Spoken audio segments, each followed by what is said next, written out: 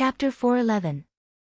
As soon as Han Yunxi arrived, Long Tianma and Mu Qinggu both rose to their feet.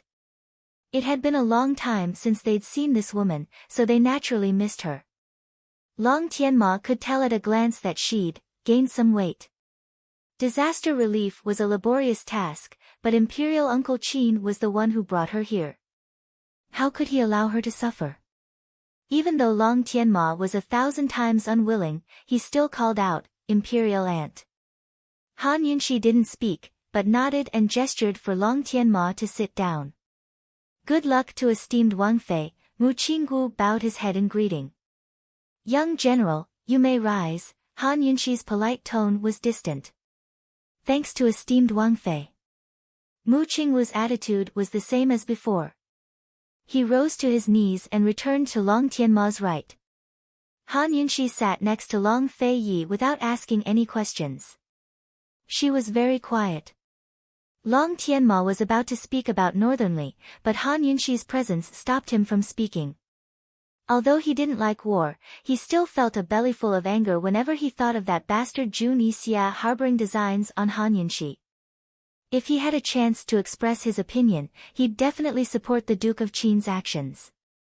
Even if he didn't kill Jun Yixia, he'd trap him on Fishery Island until he died. Unfortunately, the Emperor had entrusted him with this task. As the heir apparent of a nation, he had a responsibility to the people of Tianing country as well. Once war broke out, the people would suffer the most. Compared to Long Tianma, the military man Mu Qinggu was much more decisive. After hiding all the emotions in his heart, Mu Qinggu rose to his feet and got down on one knee. He cupped his fists and bowed.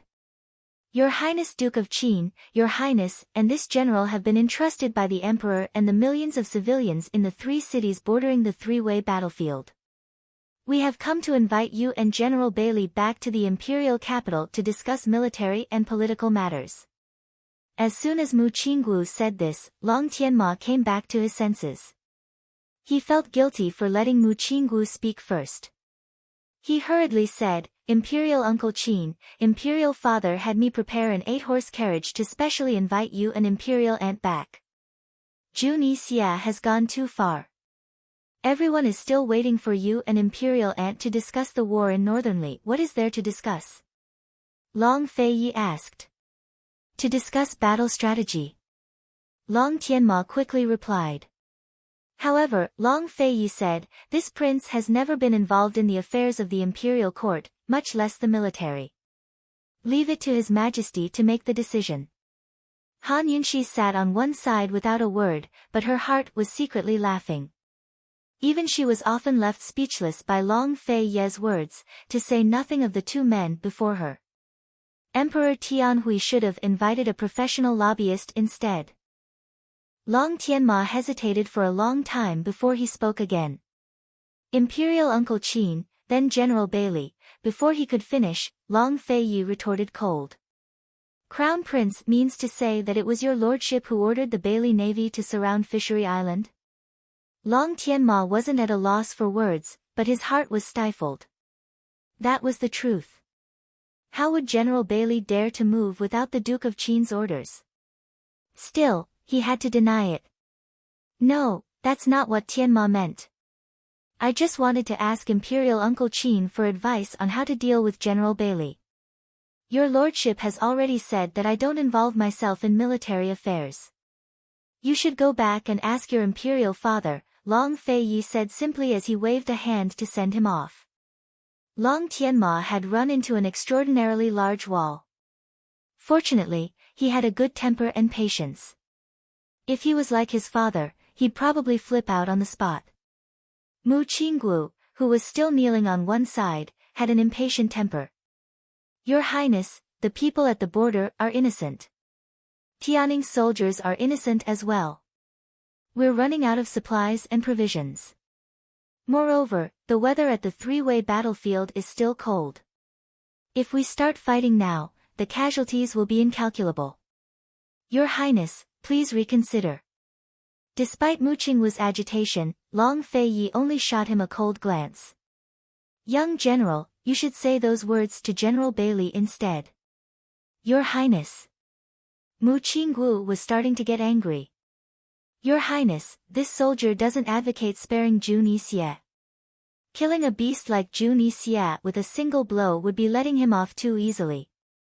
This soldier only hopes that Your Highness can go back and discuss a countermeasure. They should be able to come up with a countermeasure that wouldn't release Jun Yixie without starting a war. That was his true goal in traveling with the Crown Prince. As Mu Qinggu spoke, he snuck a peek at Han Yunxi. Unfortunately, Han Yunxi remained silent. Mu Qinggu was both agitated and furious, his chest heaving up and down. Unfortunately, Long Feiyi retorted, Your lordship doesn't involve himself in military affairs. Don't you understand? Han Yunxi counted silently on the side. Long Feiyi had already said the same thing 3 times. He was already quite patient with these 2 men. Mu Qinggu stared blankly for a while before finally giving up. This soldier understands. It wasn't until the 2 men left that Han Yunxi spoke up. Your Highness, the young general did remind Qinxie of something just then. The 3-way battlefield is still freezing cold, so we'll be at a disadvantage if we start fighting. But Northernly might not be able to gain the upper hand. In this season, there was still a lot of snow in the north that hadn't melted yet. The weather was still cold, and it would occasionally snow in some places. Northernly mainly relied on animal husbandry and hunting. In the winter, the warhorses and other livestock could only eat the grass that was stored last year. In fact, Northernly's war supplies might not be abundant in this season. Moreover, if they started fighting at this time, it would affect a major event in Northernly, the spring hunt. Long Feiyi looked at Han Yunxi with interest. Continue. Qinxie was just guessing. Han Yunxi wasn't being modest, but she really didn't know much about Northernly. Perhaps they had ample reserves. Then just say it casually. Long Feiyi was very interested. Since he said so, Han Yunxi really said whatever came to mind. Your Highness, the young general has fought with Northernly several times, so he should be very familiar with Northernly's situation. The young general didn't consider that Northernly would have a shortage of provisions, so I'm sure Northernly has always been prepared. Han Yunxi hesitated for a moment before continuing, but Your Highness is certain that Northernly won't go to war. So Qinxie boldly guessed that Your Highness might have a way to tamper with Northernly's provisions. Tampering with a country's war supplies was easier said than done. Not to mention getting close to these things, even knowing the whereabouts of these things was difficult. Han Yunxi felt that she was thinking too much. She looked at Long Feiyi, waiting for his answer. However, Long Feiyi only patted her shoulder and said indifferently, It's getting late, go rest. So, she guessed wrong. Han Yunxi shrugged and didn't ask any more questions. In any case, she knew that he wouldn't say anything and was deliberately whetting her appetite. Who told her to win the bet? Just wait, she'd have an answer soon enough. In any case, she knew that Long Feiyi would go back eventually. Emperor Tianhui had urged him repeatedly, but he still hadn't moved. It was probably time for him to beg for help. When begging for help, one had to show their sincerity. Although Han Yunxi wasn't the person who understood Long Feiyi best in the world, her guesses were always spot on. A few days later, Northernly's southern borders really did show signs of reinforcements. Emperor Tianhui grew anxious. Thus, he gave Long Feiyi a list of memorials from the Ministry of Appointments, as well as a few recommendations from other officials. These memorials were all about filling the vacant position of South Ning Prefecture's provincial governor. Some of these memorials recommended Long Fei's side, while others recommended Emperor Tianhui's. 2 or 3 of them were from the neutral faction. Emperor Tianhui had said that the Duke of Qin had personally visited the disaster regions and understood South Ning Prefecture's situation the best. It was up to the Duke of Qin to decide who was qualified for the position. This seemed perfectly justified and proper, but anyone who understood the situation would know that Emperor Tianhui was yielding. To put it bluntly, this was already a sincere plea for the Duke of Qin to return. All of the memorials were spread out on the desk. Han Yunxi walked around in a circle and looked through them all. She recognized some of them, but didn't recognize others. She asked them one by one and familiarized herself with them before politely dividing the memorials into 3 piles, those from the Duke of Qin's faction, those from the Royalist faction, and those from the neutral faction. Your Highness, please pick one that's pleasing to the eye. Han Yunxi copied the servant's words and spoke respectfully. Even she felt like she was asking Long Fei Yi to choose a consort. Unexpectedly, Long Fei Yi casually picked one from the Royalist faction. Seeing this, Han Yunxi and Chu Shifeng both grew alarmed. Master, you made a mistake. Chu Shifeng blurted out. But Long Fei Yi only glanced at the name on the memorial before tossing it over. He's the one, reported up. What did His Highness Duke of Qin mean by this? He didn't want a free advantage. Chu Shifeng stood rooted to the spot, a habit of his that made him shoot a questioning glance at Han Yunxi whenever he was at a loss. Han Yunxi burst into laughter. Your Highness, I heard His Majesty is ill and can't be provoked. Is it really all right for you to do this? The intelligent Han Yunxi immediately understood that no matter what Long Fei's original stance was, the person he chose would definitely surrender to him as soon as he picked them. The Duke of Qin had stayed in South Ning Prefecture for a few months and had also stayed in the prefectural governor's mansion for a long time. He had already set up quite a number of forces. Who wouldn't be afraid of the Duke of Qin's remaining power after being sent here to be the prefectural governor? Thus, even if Emperor Tianhui's men came, they'd have to surrender to the Duke of Qin. Han Yunxi finally understood as well. She looked at Long Fei and couldn't help but rejoice at the fact that she hadn't made an enemy out of him. Otherwise, it was very possible that she'd be killed without even realizing it. But there was one thing that Han Yunxi couldn't figure out. If not for the position of senior provincial official, what else was Long Fei Yi doing all this for? After delaying for so long, it was time to go back. Chu Shifeng, send the memorial back. Just say esteemed Wang Fei isn't in a good mood, so your lordship wants to keep her company for a few more days, Long Fei Yi instructed. Chu Shifeng didn't understand, so he could only do as he was told. Han Yunxi's heart was filled with warmth. She understood. A few days later, the Empress Dowager sent a letter to comfort Han Yunxi instead of using the carrot and stick. She also made it clear that the matter of the chastity mark was their own business and wouldn't look into it. With this proof, there was no need to worry about the Empress Dowager digging up old debts in the future. Han Yunxi knew she was completely safe. For the first time, she realized that this man could be so meticulous and perfect with his work. Finally, His Highness Duke of Qin and esteemed Wang Fei set out for the capital. The war in Northern Li, the battle on Fishery Island, and the impending marriage alliance. All of these events had been squeezed together to make Tianning's capital city lively again. Chapter 412. As soon as Long Fei Yi and Han Yunxi returned to Tianning's capital city, Emperor Tianhui sent someone to summon Long Fei Yi to the palace for a meeting before they'd even reached the Duke of Qin's estate.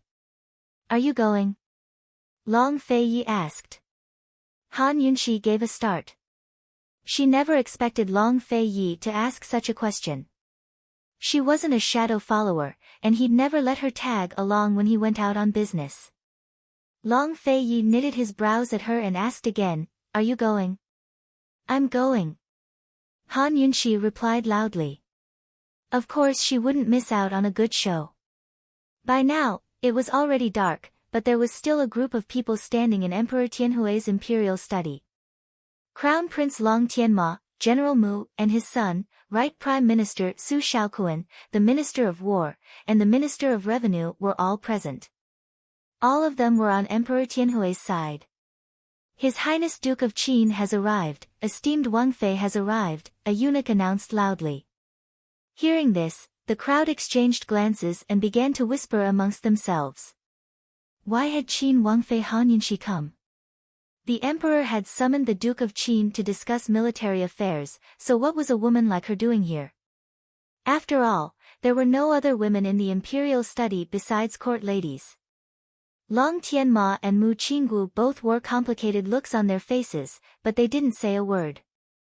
Emperor Tianhui saw the crowd exchanging glances and whispering into each other's ears. He didn't say a word, but he had an idea of what was going on. Soon enough, Long Feiyi and Han Yunxi entered the study. The two of them bowed to Emperor Tianhui, followed by the rest of the crowd. Han Yunxi glanced at Emperor Tianhui and discovered that he'd aged quite a bit in the past few months. There were even a few strands of white hair by his temples. First, he was sick. Second, he was worried about national affairs. Third, he was worried about war. As expected, it wasn't easy being an emperor. Qin Wangfei hasn't entered the palace in ages. You should pay your respects to the Empress Dowager. Emperor Tianhui clearly wanted Han Yunxi to leave. Before Han Yunxi could speak, Long Feiyi said, Chen Di hasn't seen the Empress Dowager for a long time. I will go with Wang Fei later. His attitude silenced the crowd. Emperor Tianhui's hands slowly clenched into fists. He'd already been waiting for a Long Feiyi, but now his anger was unbearable. He slapped the table and rose to his feet in anger. Duke of Qin, Zhen summoned you here today to discuss important military and political matters. What right does a woman like Han Yunxi have to stand here? Everyone was frightened by Emperor Tianhui's rage, but Han Yunxi remained calm and collected. If not for Long Feiyi's invitation, she wouldn't have come at all. Your Majesty, this subject brother thought that you summoned this subject brother into the palace for a reward. It seems that this subject brother misunderstood. Long Feiyi's tone was light and casual, but it set off a storm in everyone's hearts. What did he mean by those words? He clearly knew that Northernly had already made preparations for war. He clearly knew why His Majesty had yielded so much and begged him to come back. How could he stand here and say such things so indifferently? Even Long Tianma and Mu Qinggu felt a chill run down their spines. It seemed like they'd finally witnessed the Duke of Qin's coldness and heartlessness today. In the silence of the room, Emperor Tianhui was so angry that he was panting for breath. It took him a long time to calm himself down. Duke of Qin, you and your wife have rendered meritorious service in disaster relief. Tomorrow morning court will award you with rewards. Zhen summoned you here overnight precisely for the sake of Northern Li's war affairs. Imperial brother, after the late emperor passed away, this subject brother didn't involve himself in military or political matters. Didn't you know that all along? Long Feiyi's eyes flashed with disdain. This time, the room became even more silent. Even General Mu had a complicated expression on his face. Han Yunxi was puzzled as well. She assumed that Long Feiyi had yielded after returning to the capital, but he was still insisting. Did he bring her to the imperial study today just to use her as an excuse to infuriate Emperor Tianhui? Emperor Tianhui stared fixedly at Long Feiyi, his heart filled with rage and a sense of helplessness. He'd ascended the throne at the age of 25 and ruled over Tianning. He'd held great power at a young age without the coercion of distant relatives or the pressure of meritorious ministers or generals. He didn't even need the Grand Tutor to assist him. In other words, he'd seized all power as soon as he ascended the throne. But who would have thought that the Duke of Qin would keep him in check at his age? After the late emperor passed away, the first person he'd been on guard against was the Duke of Qin. He'd used all sorts of methods to force the Duke of Qin away from the center of government affairs, but never expected the Duke of Qin's retort today. He'd never believed that he'd already lost half of Tianning's imperial power, but now he had no choice but to face the facts. The Empress Dowager's banquet was the Duke of Qin's reminder to everyone that the struggle for the throne had long begun. He. Emperor Tianhui suddenly laughed. Zhen really is muddle-headed from illness. There's something Zhen doesn't understand. Since the Duke of Qin has come today, why don't you give Zhen an explanation? Your Majesty, please speak. Long Feiyi was very calm. You mobilized the Bailey Navy to transport the fish. How did the Bailey Navy end up at odds with Jun Yixie? Emperor Tianhui asked seriously. Jun Yixia intended to seize the fish and sell them to Tianning's disaster areas. He not only fought with your lordship over the fish eyes, but also insulted Tianning. For the sake of protecting Tianning's face, General Bailey sent out troops to surround them and display the might of the navy to intimidate Northernly. Long Fei Yi rarely spoke such high-sounding words. When he finished, he added, "As your lordship sees it, General Bailey's merits outweigh his faults. It's only right that he be rewarded." Han Yunxi listened from the sidelines. She felt like something was off, but she couldn't put her finger on it. Besides Long Tianma and Mu Qinggu, everyone else found the situation strange as well. They couldn't figure out His Highness Duke of Qin's intentions. Still, Emperor Tianhui stroked his beard and laughed coldly in his heart. He'd finally used the last bargaining chip in his hand. Jun Yixia's bullying of Han Yunxi hadn't been made public, so very few people knew about it. Emperor Tianhui himself had only gotten the news from Northern Li's secret agents. Long Fei Yi clearly didn't want the matter to be publicized, so he'd given General Bailey a perfectly justifiable reason. Just a moment ago, he'd said he didn't want to involve himself in politics, but now he was evaluating General Bailey's actions. Thus, hiding the fact that Han Yunxi had been bullied was Long Fei Yi's real condition. Emperor Tianhui's gloomy mood suddenly brightened. There was finally a breakthrough. The Duke of Qin's words are reasonable. But how long does General Bailey plan to keep up his show of force? There's already movement at the three-way battlefield. Does General Bailey have a battle plan? Emperor Tianhui's greatest fear was that the Bailey Navy wouldn't settle down at Fishery Island while Northernly fought at the three-way battlefield. If the Bailey Navy could head north to attack Northernly from the coastline and become the main force, then it would be Long Fei's forces fighting against Northernly instead of his own. Long Fei Yi had finally exposed his weakness today. If he wanted to protect Han Yunxi and his own reputation, then he'd have to pay the price. Long Fei Yi replied, "Chindi can't guess General Bailey's thoughts either. Your Majesty might as well ask him directly." Emperor Tianhui's eyes turned shrewd. "Duke of Qin, Duke of Qin. You're clearly in control of everything, but you still want to stay out of it. Now that you've exposed your weakness, Zhen won't let you off so easily." "Fine. Zhen will ask him properly," Emperor Tianhui said coldly. What was supposed to be a tense military meeting ended just like that. All of the officials were left confused, but Long Tianma stayed behind to ask, "Imperial Father, do you really want to fight this war?" Emperor Tianhui waved a hand to dismiss him without a word. The next day, Emperor Tianhui issued an imperial edict to reward the Bailey Navy for their efforts in protecting Tianning's honor.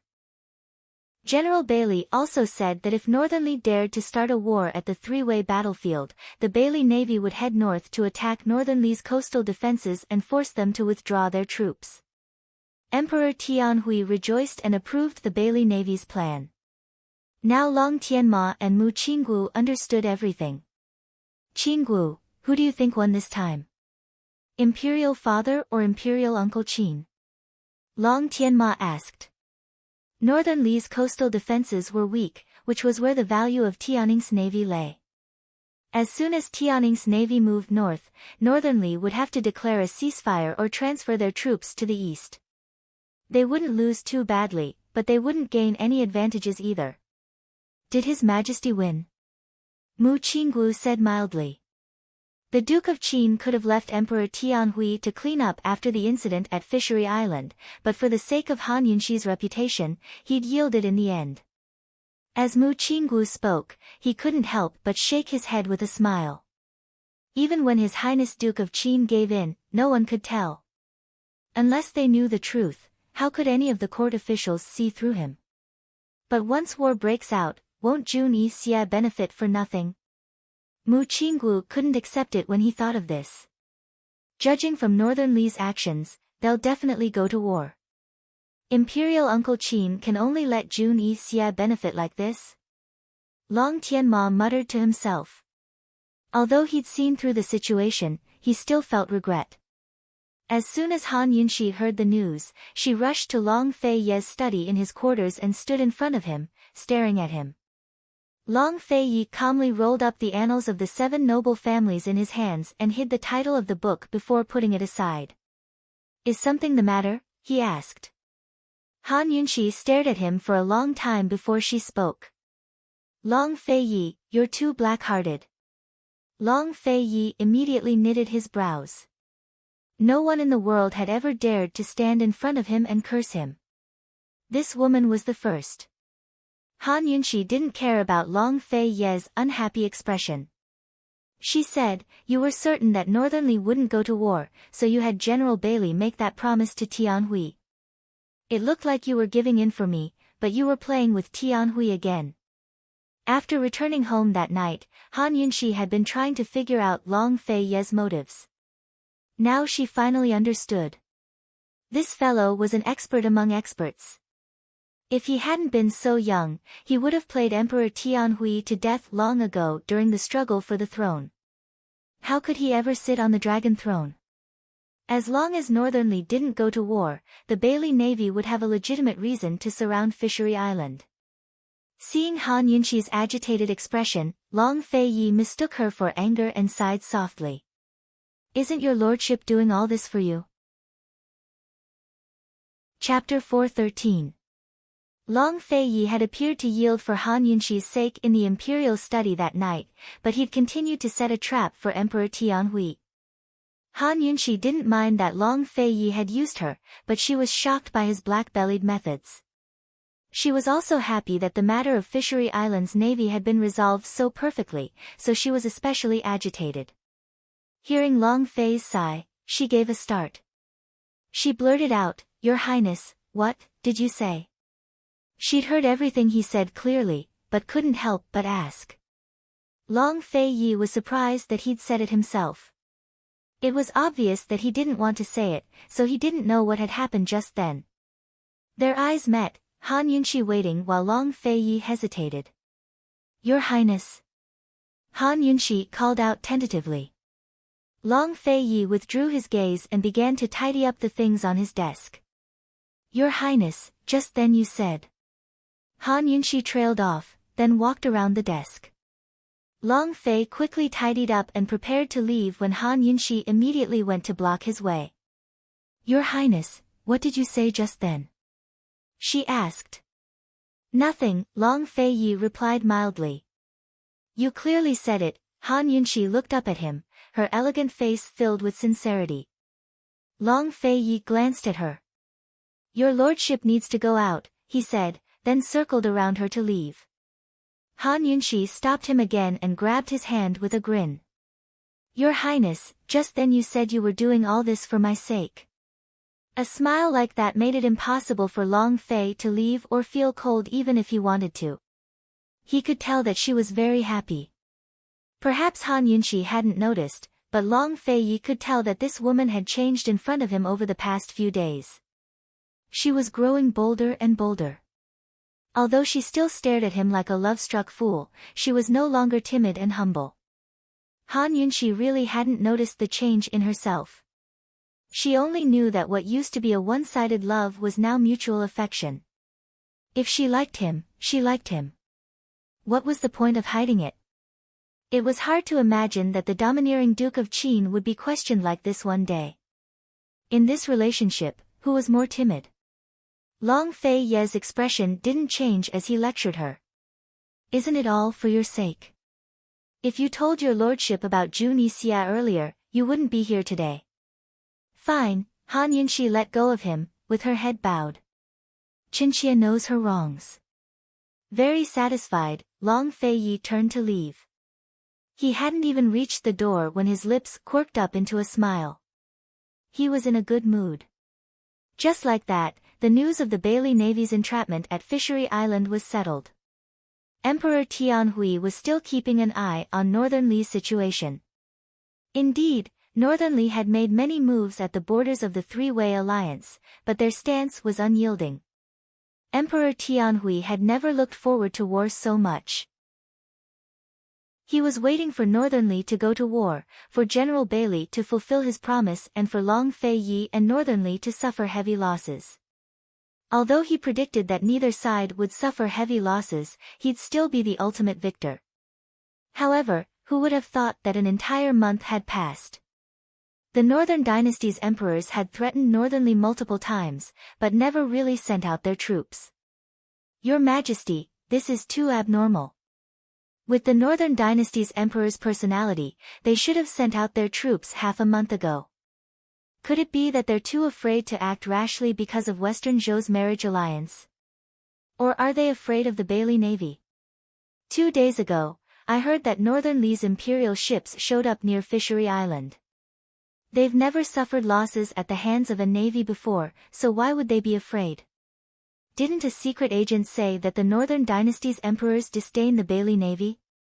Emperor Tianhui had just recovered from his illness, but the constant chatter of his officials had left him dizzy and lightheaded. He slapped the table and raged, "General Mu, speak. Your Majesty, as this soldier sees it, there's something fishy going on. It's better to wait a few more days." General Mu was an old fox with plenty of military experience. He could faintly sense that something was amiss within Northern Li, but he wouldn't say a word. As a great general, he was just like his son. The last thing he wanted was to see war break out. Since General Mu had already said as much, Emperor Tianhui could only wait and see. Your Majesty, Western Zhou's princess is coming for the marriage alliance at the end of the month. Should the princess's dowry? The Minister of War trailed off. Everyone knew that Chu Qingga's dowry consisted of a large number of battle horses. Moreover, Chu Qingga had a team of archers under her command. According to the Chu clan's intentions, they wanted to combine the horses and archers into a team of elite soldiers under Chu Qingga's command. But at a time like this, leaving the horses to Great General Ning, the cavalry general stationed at the borders, was the most suitable choice. The Minister of War added in a low voice, "Your Majesty, the Chu clan is still a Western Zhou military family. It wouldn't make sense to get rid of someone else's dowry for no good reason." But wasn't the current situation at the three-way battlefield a perfect excuse? Western Zhou couldn't refuse even if they wanted to. Emperor Tianhui understood the Minister of War's intentions and hesitated. Seeing this, Long Tianma was about to step forward and coax him, but General Mu stopped him with a look. The Minister of War was already Long Tianma's man. Emperor Tianhui didn't know that. At a time like this, Long Tianma only needed to remain silent. After some hesitation, Emperor Tianhui agreed to the Minister of War's suggestion. When the news reached Long Fei Ye's ears, Long Fei Yi told Han Yunxi, "Chu Qingga's child hasn't even been born yet, but the fight for the throne has already begun." Han Yunxi shook her head. "This isn't a fight for the throne, but usurping the throne." Long Tianma was already secretly plotting to usurp the throne. Of course, Han Yunxi wasn't interested in such matters. She was more concerned with another matter. Now that Emperor Tianhui's illness had recovered, Gu Beiyue could leave Profound Dragon Palace. Gu Beiyue had been summoned to the palace as soon as he returned to the capital on sick leave. He'd stayed in Profound Dragon Palace the entire time without leaving for a single day. Until yesterday, he could finally leave the palace to rest for a few days. Han Yunxi missed her Lil Thing. Many people were concerned about the emperor's illness. To avoid unnecessary trouble, Gu Beiyue had cut off all contact with the outside world as soon as he entered Profound Dragon Palace. Only those allowed in could ask about the emperor's condition. Han Yunxi couldn't contact him either, so she didn't know how Lil Thing was doing. "Your Highness, Qinxie will be going to the Gu estate this afternoon to pick up Lil Thing," Han Yunxi reported her whereabouts honestly. "Just have Chu Shifeng go." Long Fei Yi didn't even look at her. "Lil Thing's been with him for so long. Qinxie needs to ask about it personally," Han Yunxi said. "It must be still asleep, or else it would have come back on its own long ago," Long Fei Yi said mildly. "You should at least ask about its condition." Han Yunxi didn't understand why this guy disliked Lil Thing so much. Why did he always dislike it? The poison beast won't die, don't worry, Long Fei Yi said. Then we still need to understand its condition. I wonder how its poison and blood are recovering. Han Yunxi grew serious. If not for the fact that Lil Thing's blood hadn't recovered, she wouldn't have to work so hard in the detox system to help Bailey Mingxiang create antidotes. It won't recover in just a few months. Long Fei Yi hadn't mentioned it before, but he understood the poison beast well. In any case, he refused to agree to let Han Yunxi go. Han Yunxi regretted telling him where she was going. He'd never asked her to report her whereabouts either. After some thought, she said, "You should at least ask. After all, it's Gu Beiyue who's taking care of it." Actually, she'd long noticed that Long Fei Yi was prejudiced against Gu Beiyue. No, it was more accurate to say that he was prejudiced against her friendship with Gu Beiyue. Last time, she'd used Gu Beiyue to provoke Long Fei Yi into action. Han Yunxi still had a guilty conscience, so how could she dare to say anything? When she saw that Long Fei Yi didn't speak, she said, "Your Highness, it's better if you let Imperial Physician Gu examine your wound. Why don't you come with Qinxie?" But Long Fei Yi simply said, "Chu Shifeng, go to the Gu estate and have Gu Beiyue send Lil Thing over." Han Yunxi withered. She looked at Long Fei Yi, who'd been reading with his head bowed, and muttered to herself, "You win." Soon enough, Chu Shifeng arrived with Gu Beiyue. Gu Beiyue looked the same as before. His complexion wasn't good, but it wasn't bad either. Dressed in snow-white robes, he was quiet and gentle. Anyone who looked at him would feel like the entire world was beautiful. "This official greets Your Highness Duke of Qin, esteemed Wang Fei." He bowed in a manner that was neither servile nor overbearing. "You may rise." Long Fei Yi stood in a lofty position, his aura imposing. "Imperial Physician Gu, has your body recovered?" Han Yunxi asked with concern. "Many thanks for esteemed Wang Fei's concern. This official has already recovered." Whether Long Fei Yi was here or not, Gu Beiyue was always so polite. As he spoke, he handed over the little bamboo basket on the side. "Esteemed Wang Fei, Lil Thing has recovered quite well. It wakes up every few days, and stays awake for longer and longer periods of time. But right now, it's still asleep. It should wake up again in a day or two." Han Yunxi eagerly took the basket and lifted the red cloth to see Lil Thing curled up into a furry ball. She was both happy and distressed. She gently stroked Lil Thing for a long time before picking it up and holding it in her hands, carefully examining it. Although Lil Thing hadn't fully recovered, Gu Beiyue had raised it quite a bit. It felt quite heavy in her hands. "It's gotten quite heavy. You really know how to raise it," Han Yunxi said with a smile. "It was all fed with esteemed Wang Fei's poison." Gu Beiyue also smiled faintly. "Has it ever been unable to find me when it wakes up?" Han Yunxi asked curiously. Gu Beiyue recalled, the first time it woke up, it ran back to the Duke of Qin's residence. This official originally wanted to look for it, but it quickly came back on its own. "It probably couldn't find you. It's very smart. When I'm not here, it'll obediently follow you." Han Yunxi was amused. Gu Beiyue hurriedly nodded, "Esteemed Wang Fei knows it best." After that time, it stopped running every time it woke up. Wherever this official goes, it follows. When Han Yunxi and Gu Beiyue talked about Lil Thing, it was as if they had endless things to talk about. The more they talked, the happier they became. She didn't know if Gu Beiyue was aware of Long Fei Ye's existence. In short, Han Yunxi had forgotten about Long Fei Yi. Long Fei sat on one side, his already frigid face now covered in a layer of ice. Finally, when Han Yunxi was laughing, he opened his mouth. Chapter 4:14. Han Yunxi and Gu Beiyue were laughing and chatting when the frost-faced Long Fei Yi suddenly spoke up. "Imperial Physician Gu, I heard that you took sick leave to return to your hometown." Gu Beiyue quickly turned and bowed. "Yes. Where's your hometown?" Long Fei Yi asked. Han Yunxi grew curious as well. From what she understood, Gu Beiyue had followed his grandfather to Tianning's capital city. He'd probably grown up in the medical academy as a child.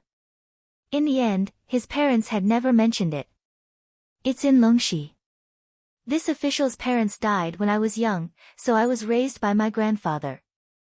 My ancestral home is Longxi County and I grew up in Medical City. Later on, I followed my grandfather to Tianning and have been living here ever since. This time, I came back to Longxi to recuperate from my illness and pay respects to my ancestors. Gu Beiyue seemed to know what Long Fei Yi was going to ask next. He not only answered, but explained everything clearly. Long Fei Yi had recently sent people to check the medical academy's records and Longxi County for verification.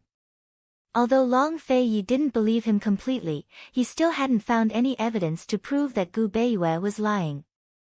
If he hadn't seen Gu Beiyue's skills in Medical City, he might have given up on his suspicions long ago. Long Fei Yi nodded and didn't ask any more questions.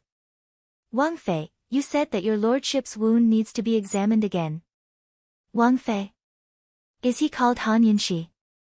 Han Yunxi didn't know how to react. Whenever Long Fei spoke to her, he'd either call her by her full name or call her by her full name. She was currently pondering Gu Beiyue's origins. His parents had died when he was young and he was a pot of medicine. How bitter must his life have been? Long Fei Yi deliberately looked over, but she didn't notice. Gu Beiyue could have answered on behalf of Han Yunxi. After all, the follow-up was his business. However, he stood there and did not say a word. Long Fei Yi stared at her for a long time before saying, Han Yunxi. Han Yunxi regained her senses. Your Highness called me. Does this prince's wound need to be examined? Although Long Fei Yi was displeased, he still patiently asked again. When Gu Beiyue saw this scene, he faintly felt that the Duke of Qin's patience with esteemed Wang Fei seemed to have improved quite a bit after not seeing each other for a while. Esteemed Wang Fei also seemed to be more at ease in front of the Duke of Qin. Follow-up. When the gauze was removed, it was confirmed that he had recovered. The follow-up visit was just an excuse that Han Yunxi used to say that she couldn't win against Long Fei Yi. Of course, of course. She hurriedly nodded and secretly gave Gu Beiyue a look, indicating for him to cooperate. Imperial Physician Gu, His Highness's wound healed faster than expected. It was basically healed last month. Just in case, take a look again. Gu Beiyue could actually accurately calculate and Long Fei Yi's wound would heal. In order to hide his medical skills, he deliberately exaggerated the healing time. He pretended to be shocked. It healed last month? That's right. Take a look again. Han Yunxi had a serious expression. Long Fei Yi didn't say anything. He moved to the side hall to let Gu Beiyue examine him. He wasn't a physician, but he knew best whether his wound had healed or not. How could Han Yunxi hide her intentions from him? He took the initiative to ask about the follow-up visit in order to change the topic. The little thing had been sent over and the follow-up visit had been completed. Shouldn't Gu Beiyue take his leave now? These three people, each one was more shrewd than the other. Today's game was just a small trick. If they became enemies one day, what kind of schemes would they use? Gu Beiyue wasn't careless. He seriously examined Long Fei Yi and then sighed with emotion. His Highness's constitution is extraordinary. This can be considered a miracle. Didn't this miracle come from Imperial Physician Gu's hands? Long Fei Yi countered with a question. Gu Beiyue wasn't alarmed. His expression didn't change as he said modestly, I wouldn't dare, I wouldn't dare. Long Fei Yi didn't like to argue without results, so he didn't say much. Gu Beiyue withdrew. As he wished, he said, Your Highness Duke of Qin, esteemed Wang Fei, this official should also take his leave. Before Han Yunxi could speak, Long Fei Yi waved his hand, indicating that he could leave. Han Yunxi held the little thing and gestured to Gu Beiyue. Many thanks. Esteemed Wang Fei is too polite. This official will take his leave. Gu Beiyue was about to leave and the little thing in Han Yunshi's hands suddenly woke up. It was in a daze. When it opened its eyes, the first thing it saw was Gu Beiyue bowing and retreating with his head lowered. His thin, silent figure gradually retreated as if to leave for good. Lil Thing grew fearful at the sight and gave a shrill squeak. Then it flew out and threw itself into Gu Beiyue's arms. This sudden turn of events gave everyone a shock. Lil Thing. Han Yunshi blurted out. Lil Thing woke up when it heard the familiar voice. When it saw Han Yunshi, it jumped in fright and squeaked again. It had to be said that these squeaks were very piercing to the ears. Long Fei Yi was already knitting his brows, but no one cared. Lil Thing looked between Gu Beiyue and Han Yunshi and immediately understood what was going on. Its Mama Yunshi was back. The gentleman had sent it here. Han Yunshi narrowed her eyes and beckoned with her finger. Come here. Lil Thing didn't hesitate to pounce over and land on Han Yunshi's shoulder, happily rubbing against her. Mama Yunshi was finally back.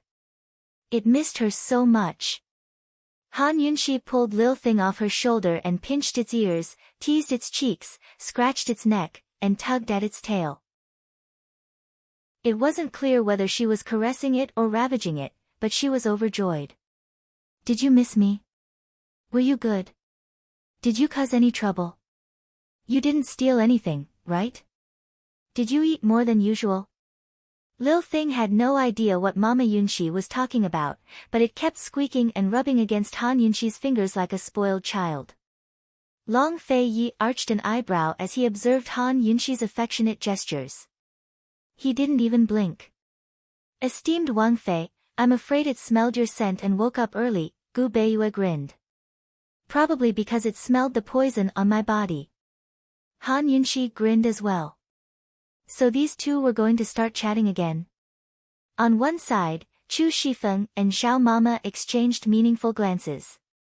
But Gu Beiyue didn't continue the conversation.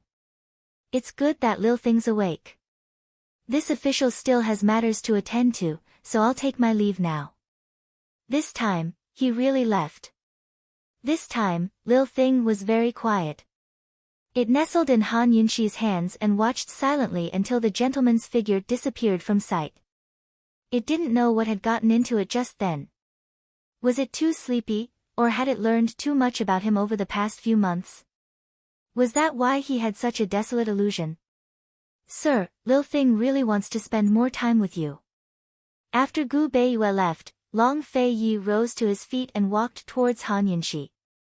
Lil Thing was staring blankly at the door when it suddenly caught a whiff of a familiar scent.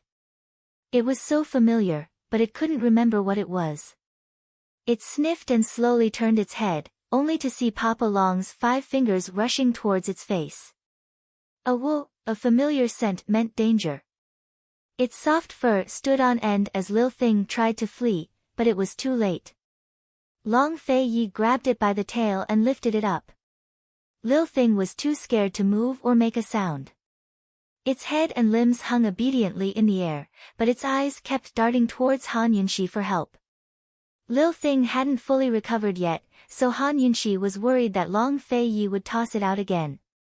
She was about to take Lil Thing back when Long Fei Yi remarked, "It really has gotten heavier." This guy didn't toss Lil Thing away.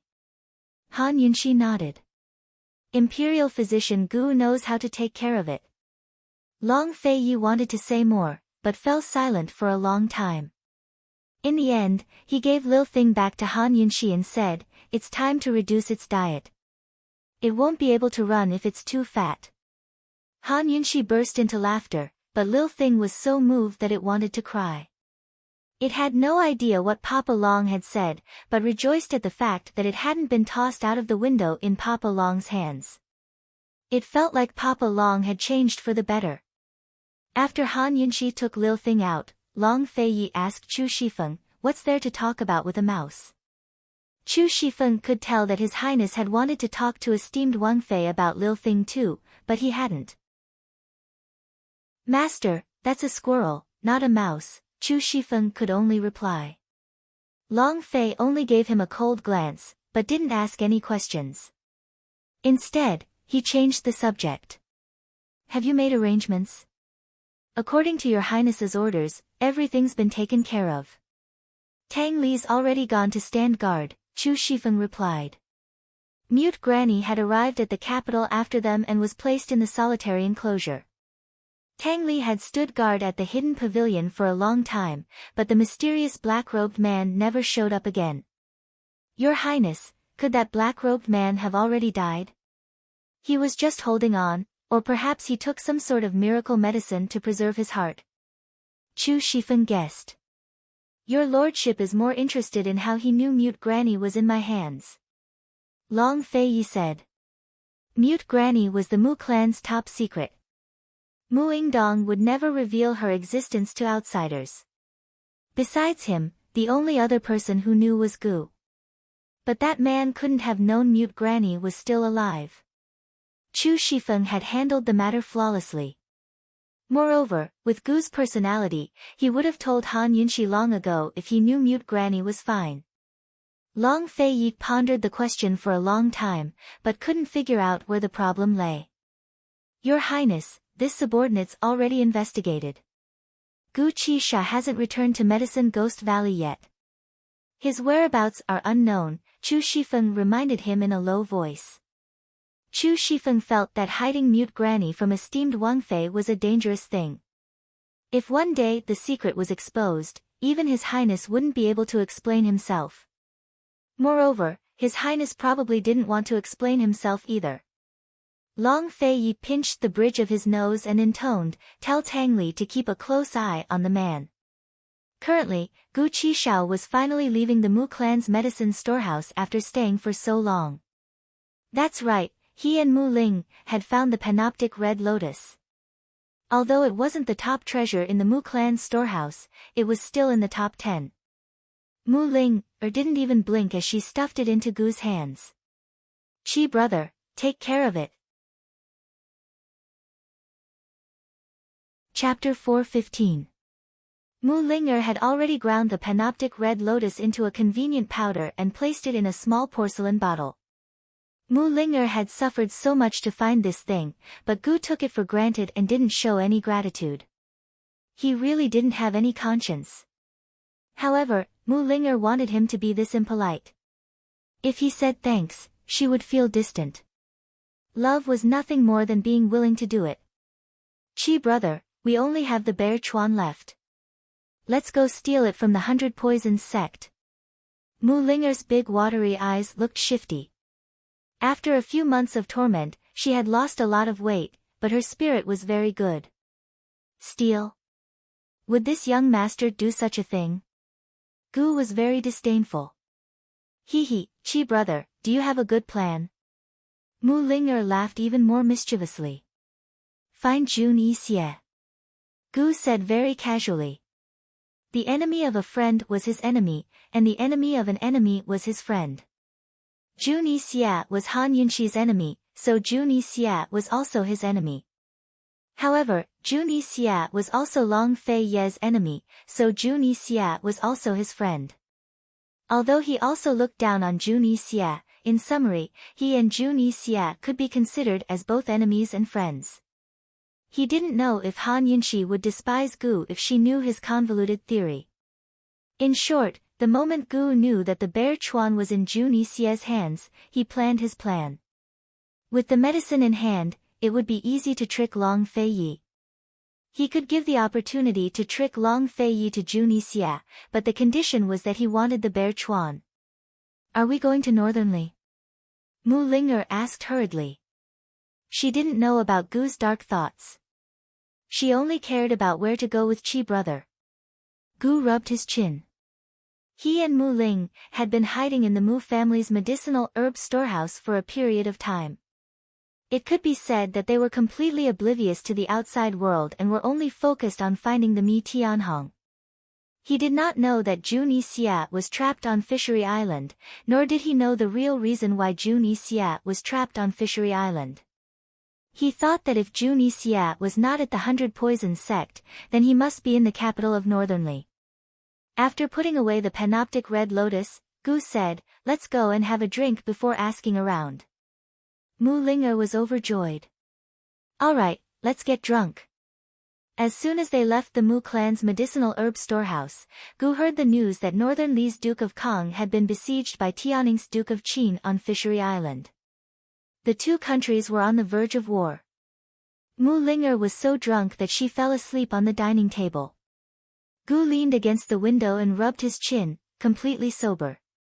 "Is the Long Fei Yi really going to war just to steal the fish?" he muttered to himself. "Master, I heard that Tianning's entire navy went over with thousands of archers." Northern Li's imperial clan even hired numerous martial arts experts in secret, but none of them managed to save the fish, an attendant reported in a low voice. "What good will it do the Long Fei Yi if the two countries go to war?" Gu had never cared about the affairs of the imperial court, but he could tell that Long Fei Ye's provocation of Northern Li didn't make sense. "Master, why don't this subordinate go ask around again?" the attendant asked. "Let's go to Northern Li's capital and get some information," Gu said, a shrewd look in his eyes. "Could it be that there's some sort of treasure on Fishery Island?" "Master, why don't you go there yourself?" the attendant asked cautiously. Gu rolled his eyes at him. "Know yourself and know your enemy, and you'll never be defeated. Do you understand?" Cooperating with Junyi Xie was like asking a tiger for its skin. He had to be careful with every step. If he didn't get a clear picture of the situation, how the hell was he supposed to cooperate with him? The attendant didn't dare ask any more questions, but left with his tail between his legs. "Ayaya," Gu sighed softly. Those who didn't know him would be captivated by the sight of such a beautiful man sighing. Those who knew him would feel their hairs stand on end. Those devilish eyes of his were clearly plotting something again. He had to figure out the situation before acting. Long Fei Yi had trapped Junyi Xie. For him, this was the perfect opportunity to negotiate with Junyi Xie. Gu sat on the windowsill with his arms resting on his knees. He looked casual and carefree. His red robe was like fire, and his hair was as black as ink. Under the moonlight, his face alone was as beautiful as a celestial being. Mu Ling'er had started to murmur beside him. "Qi brother. Qi brother, let's stay together forever, okay?" Unfortunately, Gu turned a deaf ear to her. He looked at the bright moon in the sky with a wicked smile on his face. Gu was waiting for news. On Fishery Island, Junyi Xie was feeling melancholy. He had been waiting for Northern Li's imperial clan to rescue him this entire time, but there was still no news after a month. He was certain that the Northern Dynasty's emperors would save him and even send troops to threaten Tianning so that Emperor Tianhui would put pressure on Long Fei Yi. But the Ning navy hadn't moved a muscle yet. Even if Tianning's navy was strong, the Northern Dynasty's emperors wouldn't be intimidated by it. With the Northern Dynasty's emperor's temperament, they'd definitely start a war. He had no idea what was going on outside. Days like these were truly unbearable. There wasn't much fresh water and rations left on the island. Where was he supposed to find more if he kept waiting? Once again, it was the dead of night when the stars filled the sky. Junyi Xie was lying on his back in a coconut tree, staring blankly at the stars. Did something happen to the Northern Li army? There was only one reason that could stop the Northern Li Emperor's bellicose heart. Junyi Xie didn't think too deeply about the problem. There was no point in thinking about it while he was trapped here. He took out a porcelain bottle and fiddled with it. This bottle contained the blood he'd collected from the ice that day. In these boring days, all he could do was ponder over this bottle of blood. This blood contained poison that was extremely complex and strange. The blood contained a slow-acting poison. These slow-acting poisons were not fatal, but the poison formed when they were mixed together was fatal. Judging from this blood, Bailey Mingxiang had been poisoned with countless slow-acting poisons. With Junyi Xie's keen senses, he quickly realized that Bailey Mingxiang had been used to cultivate poison blood. This method was very similar to his own method of cultivating poison humans, but it wasn't completely the same. Another possibility he thought of was to cultivate poison goo humans that couldn't be killed, but a strange discovery made him reject that idea. After careful consideration, he realized that this wasn't human blood at all, but fish blood. That day, he clearly saw that Bailey Mingxiang and General Bailey's hands were bleeding. Could it be that he'd collected the wrong blood? Their blood was somewhere else, and the blood he'd collected was from a fish? But that day, he hadn't seen any blood on the surrounding ice. Moreover, how could the fish in the illusory lake be so heavily poisoned? That day, he'd checked the lake water. Compared to waiting for someone to rescue him, Jun Yixia was more concerned about this strange bottle of poison blood. He was very obsessed with poisons. If he didn't figure it out, he wouldn't be able to sleep. Moreover, this poison blood might be the secret of the Long Fei Yi. As he thought about it, he suddenly flipped over and fell heavily to the ground. The poison in his shoulder was acting up again. He lay motionless in the sand with his hand on his shoulder. The veins on the back of his hand were all bulging. It was a terrifying sight. The poison in his shoulder was acting up more and more frequently, and it was more and more uncomfortable each time. Rheumatic pain was the most torturous, but this pain was 100 times more uncomfortable than rheumatic pain. After a full hour of pain, Jun Yixia was finally able to move. He sat up, his hand still firmly pressed against his shoulder. Han Yunxi. He gritted his teeth, practically squeezing the name out from between his teeth. It was clear to see how much hatred he felt. After living for more than 20 years, this was the first time he'd remembered a woman's name so clearly. It was as if it had been branded into his heart.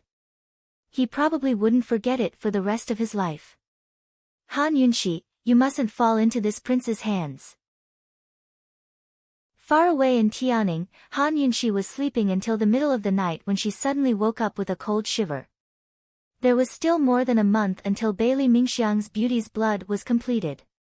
She hadn't gone out much during this time, so she was making the best use of her time to concoct the antidote. What was worth being happy about was that she'd already decided on the initial steps of the antidote. Her experiments had all gone smoothly. Of course, she was using the poisoned blood she'd cultivated by imitating Bailey Mingxiang's poison. In order to determine if the antidote was effective, she'd have to test it on Bailey Mingxiang's true blood. Since she couldn't sleep after waking up, Han Yunxi simply got out of bed. She glanced outside the window and saw that the lights in Long Fei Ye's study were still on. You're awake. Or still awake. She put on her clothes and was about to go downstairs when Su Xiaoyu suddenly came upstairs. Mistress, why are you awake? Su Xiaoyu stood in the staircase, looking up at her. Her young and tender face was filled with drowsiness. Why aren't you asleep either? Han Yunxi asked with concern. Su Xiaoyu silently lowered her head. Han Yunxi was a little angry. Didn't I tell you before that you didn't need to stand guard like this? The weather's still cold, so why are you doing this?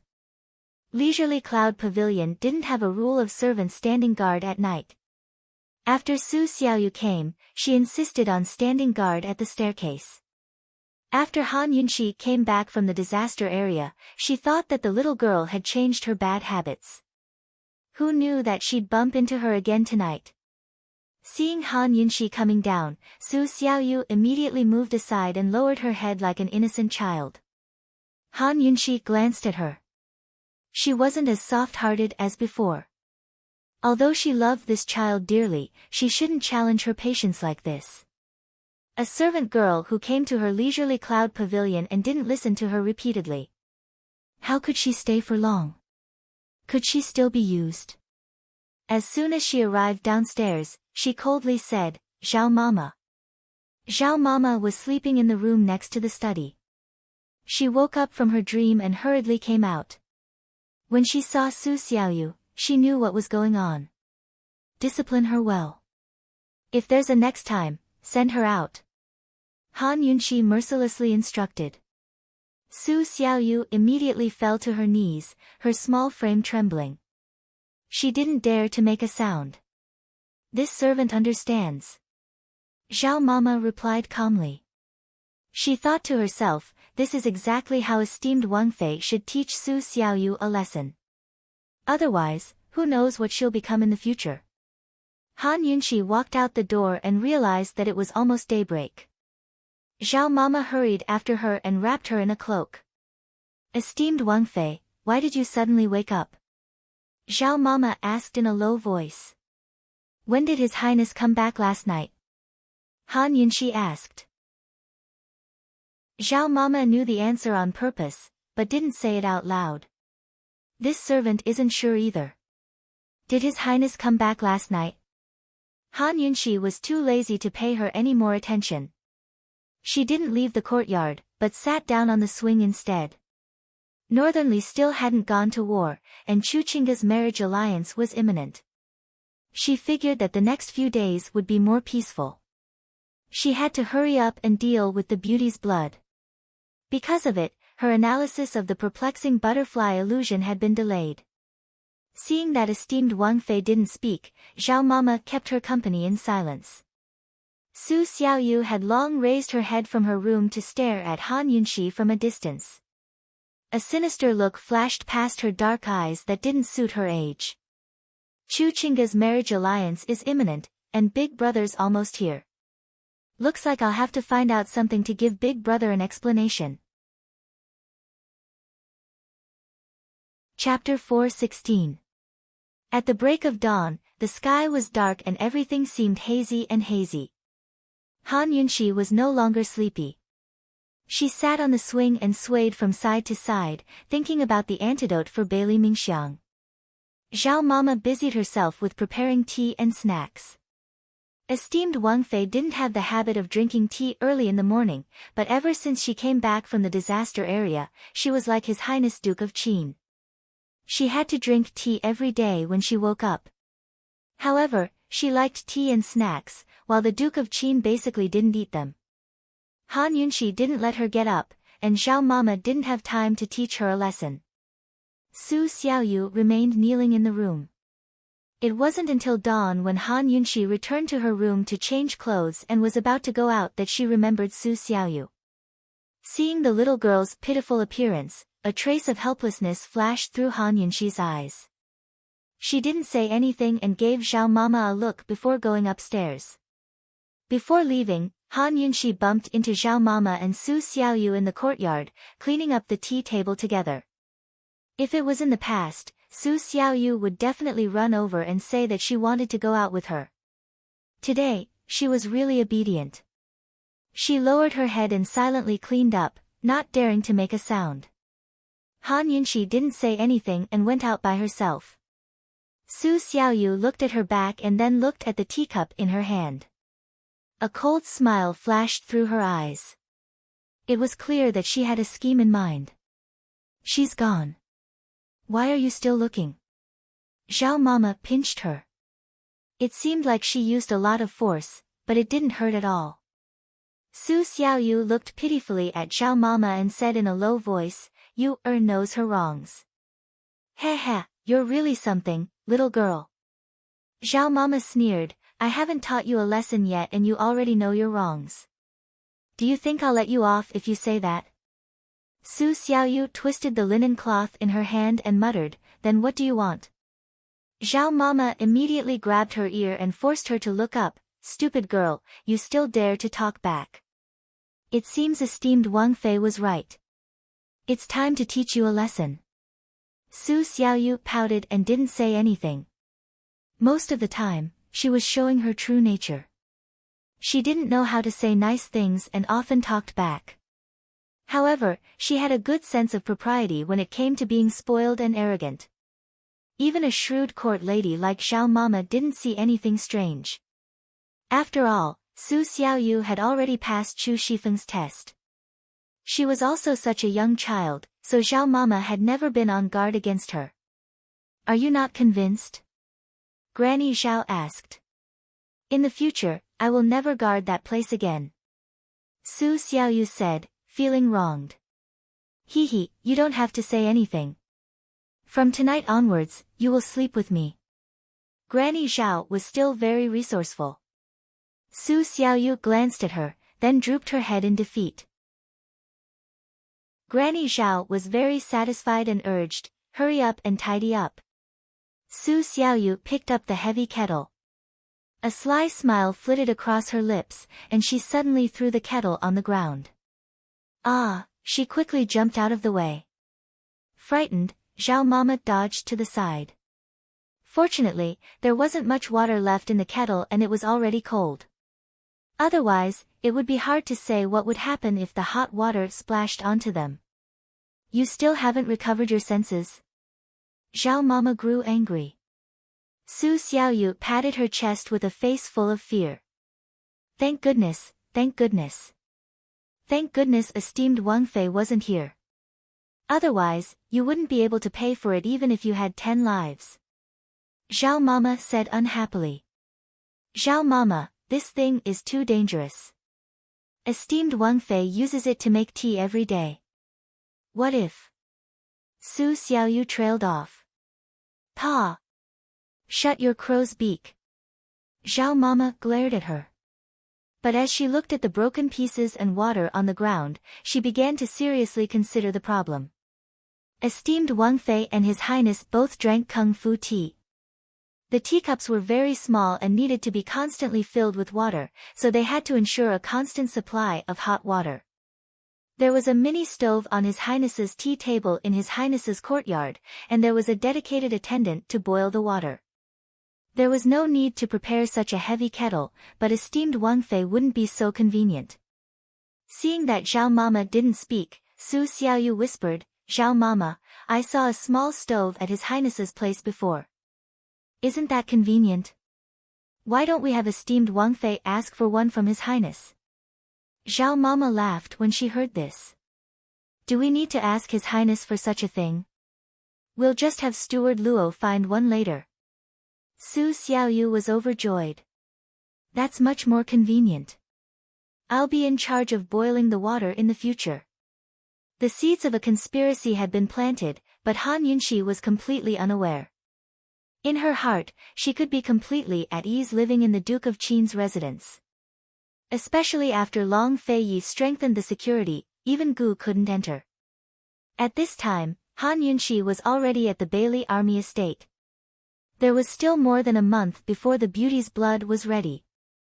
Bailey Mingxiang's health was deteriorating day by day, and she couldn't get up from her bed 3 days ago. "How much poison do you have left?" Han Yunxi asked indifferently. "Exactly 15 servings. Take one every 2 or 3 days, and it'll be over." Bailey Mingxiang's lips were pale, and her face was bloodless. However, there was no aura of death around her, because her eyes were tranquil. It wasn't that she had seen through pain and death, but that she had seen hope. The woman sitting in front of her at this moment was her hope. Han Yunxi nodded. She activated the detoxification system to examine her body, and at the same time, to take her pulse. Bailey Mingxiang was very quiet. She had completely forgotten about her own body. She stared blankly at Han Yunxi's slender fingers, and the scenes on Yuzhou Island unconsciously surfaced in her mind. That trip had actually been worth it. She had seen His Highness Duke of Qin's happy face, she had seen His Highness Duke of Qin's furious face, and she had even seen him kiss someone. She wanted to know everything about him, no matter how small or insignificant it was, as long as it had something to do with him, let alone something as big as this. She always felt that the more she knew about him, the closer she would be to him. Han Yunxi was very focused. After a long time, she said seriously, 13 days. The beauty's blood will be ready in the night of the 13th day. Unexpectedly, Bailey Mingxiang wasn't listening to such an important matter. She was still immersed in her own world.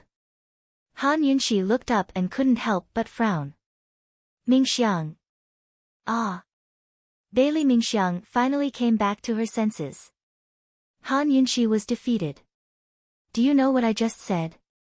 Bailey Mingxiang was a little embarrassed. "I didn't hear you clearly." "It's very likely that you only have 13 days left to live." Han Yunxi said with a serious expression. Bailey Mingxiang smiled. Esteemed Wang Fei said that she would save me, so she will definitely save me. 13 days will be the end of Mingxiang's suffering. Han Yunxi finally let go of her hand and stood up. You trust me that much? Bailey Mingxiang looked at Han Yunxi with a sweet smile. Amen. Why? I still haven't made the antidote. Han Yunxi asked curiously. Bailey Mingxiang had too many reasons, but she only said one. Because His Highness's taste can't be wrong. I only found out today that you have a sweet mouth. Han Yunxi smiled. As a doctor, what she needed most was the trust of her patients. She sat down and seriously explained her efforts in the past 6 months to Bailey Mingxiang. Although the process was very responsible, it was mainly about 2 things. The first was to simulate the poison in Bailey Mingxiang's body. The second was to find the antidote for this poison. This was a simulation experiment. The simulated poison was different from the poison in Bailey Mingxiang's body, but the difference wouldn't be too big. Now, there were only 13 days left to cultivate the beauty's blood. In other words, Bailey Mingxiang's blood was now stable and wouldn't change much. She could now take Bailey Mingxiang's blood and put it into the detoxification system to cultivate it. Bailey Mingxiang still needed 13 days to cultivate the beauty's blood, but her detoxification system only needed half a day to 1 day to add the remaining 10 poisons and cultivate the real beauty's blood. When the time came, Han Yunxi only needed to use the simulated antidote to try to detoxify the poison. She only needed to make some minor adjustments to the prescription and there wouldn't be any problems. Although Bailey Mingxiang couldn't hear him clearly, she still understood a bit of what he'd said. Esteemed Wang Fei, then why didn't you wait until now to take the blood and find the antidote? Doing those simulations seems superfluous. Bailey Mingxiang asked curiously. Taking the blood and finding the antidote now will only take 10 days. I don't have the ability to make the antidote. Han Yunxi did the simulations to save time.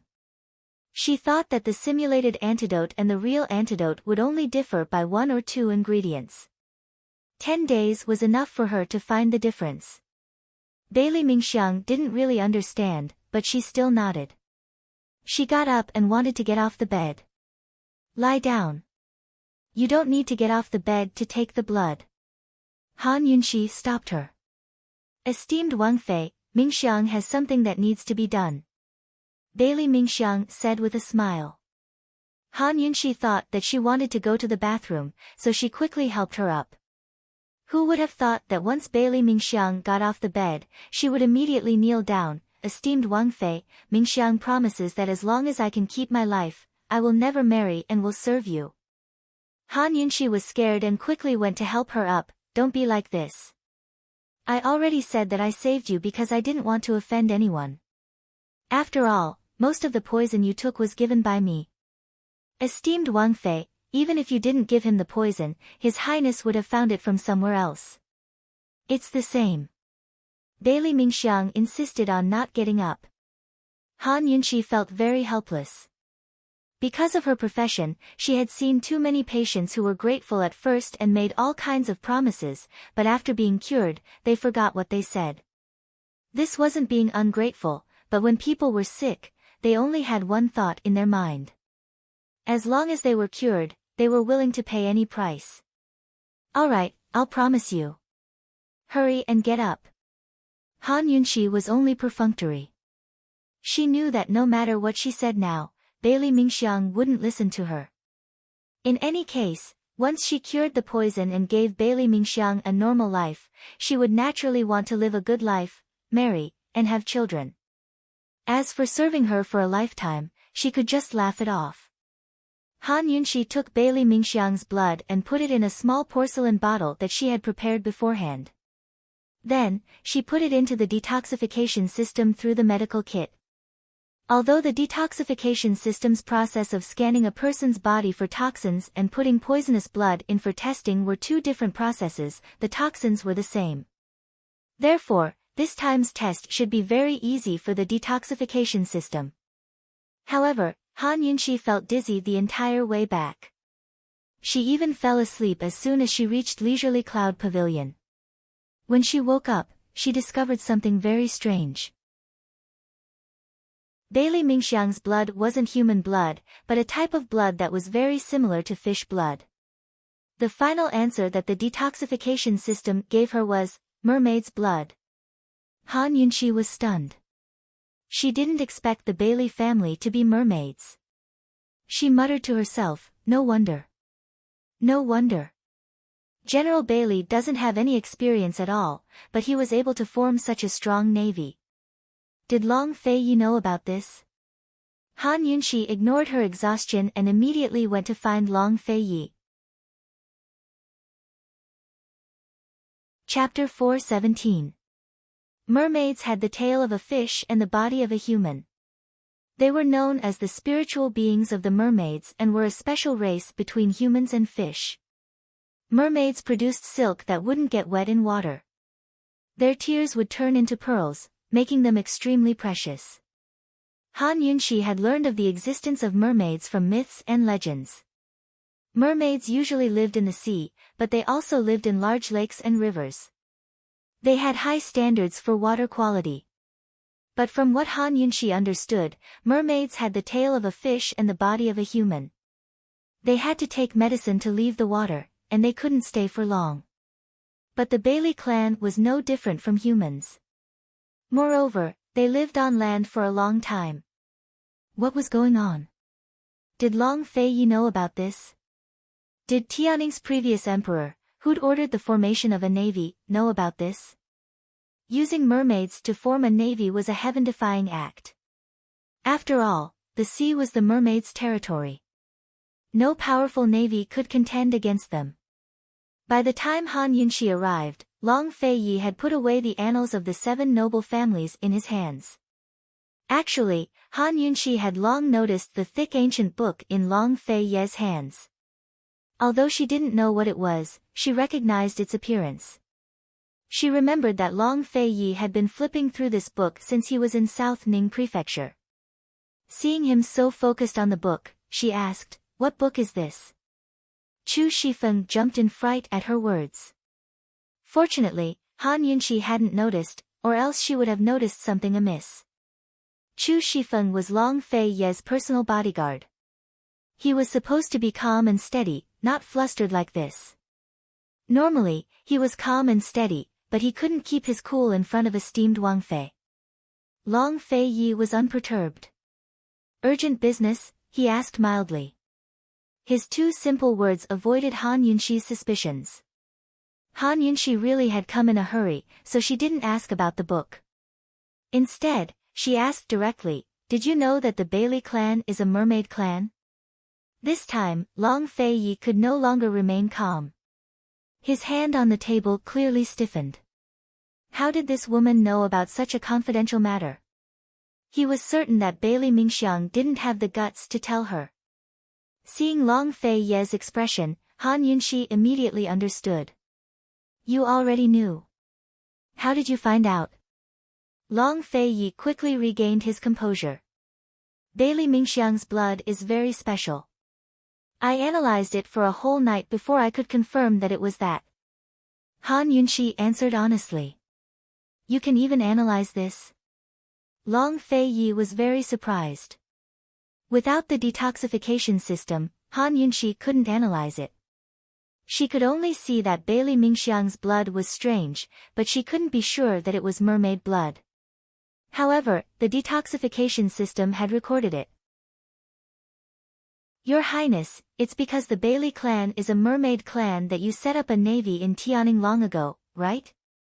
Han Yunxi asked seriously. When Bailey Mingxiang started taking poison, Long Fei Yi was still very young. Thus, the one who used Bailey Mingxiang to cultivate Beauty's blood couldn't have been Long Fei Yi, but someone else. In other words, the Bailey clan had been loyal to Long Fei Yi's side from the start. They hadn't been subdued by Long Fei Yi after forming a navy. Yes. Long Fei Yi didn't deny that the Bailey clan was his mother's first move in Tianning. Him becoming Grand Concubine Yi's son was her second move. Your Tang clan's ambitions are huge. Han Yunshi couldn't help but sigh with emotion. It looked like the Tang clan had been scheming for the world since Tianning's previous emperor's reign. Han Yunshi had no idea that the Tang clan was also loyal to Long Feiyi. She simply equated the power behind Long Feiyi to the Tang clan and assumed that the Bailey Navy was a path paved for Long Feiyi by the Tang clan. She couldn't be blamed for this. After all, Long Feiyi had told her personally that his parents were both members of the Tang clan. This was a huge misunderstanding. A complicated look flitted past Long Feiyi's eyes, but it quickly disappeared. He broke into a rare chuckle. Is your lordship's ambitions big as well? Han Yunshi felt that his words were strange. Wasn't this guy the Tang clan's representative? She recalled the first time she'd met Aunt Ru. Hadn't the woman only criticized her because she was worried that a femme fatale like her would delay Long Feiyi's progress? Ruin their Tang clan's plans? Your Highness's ambitions aren't big.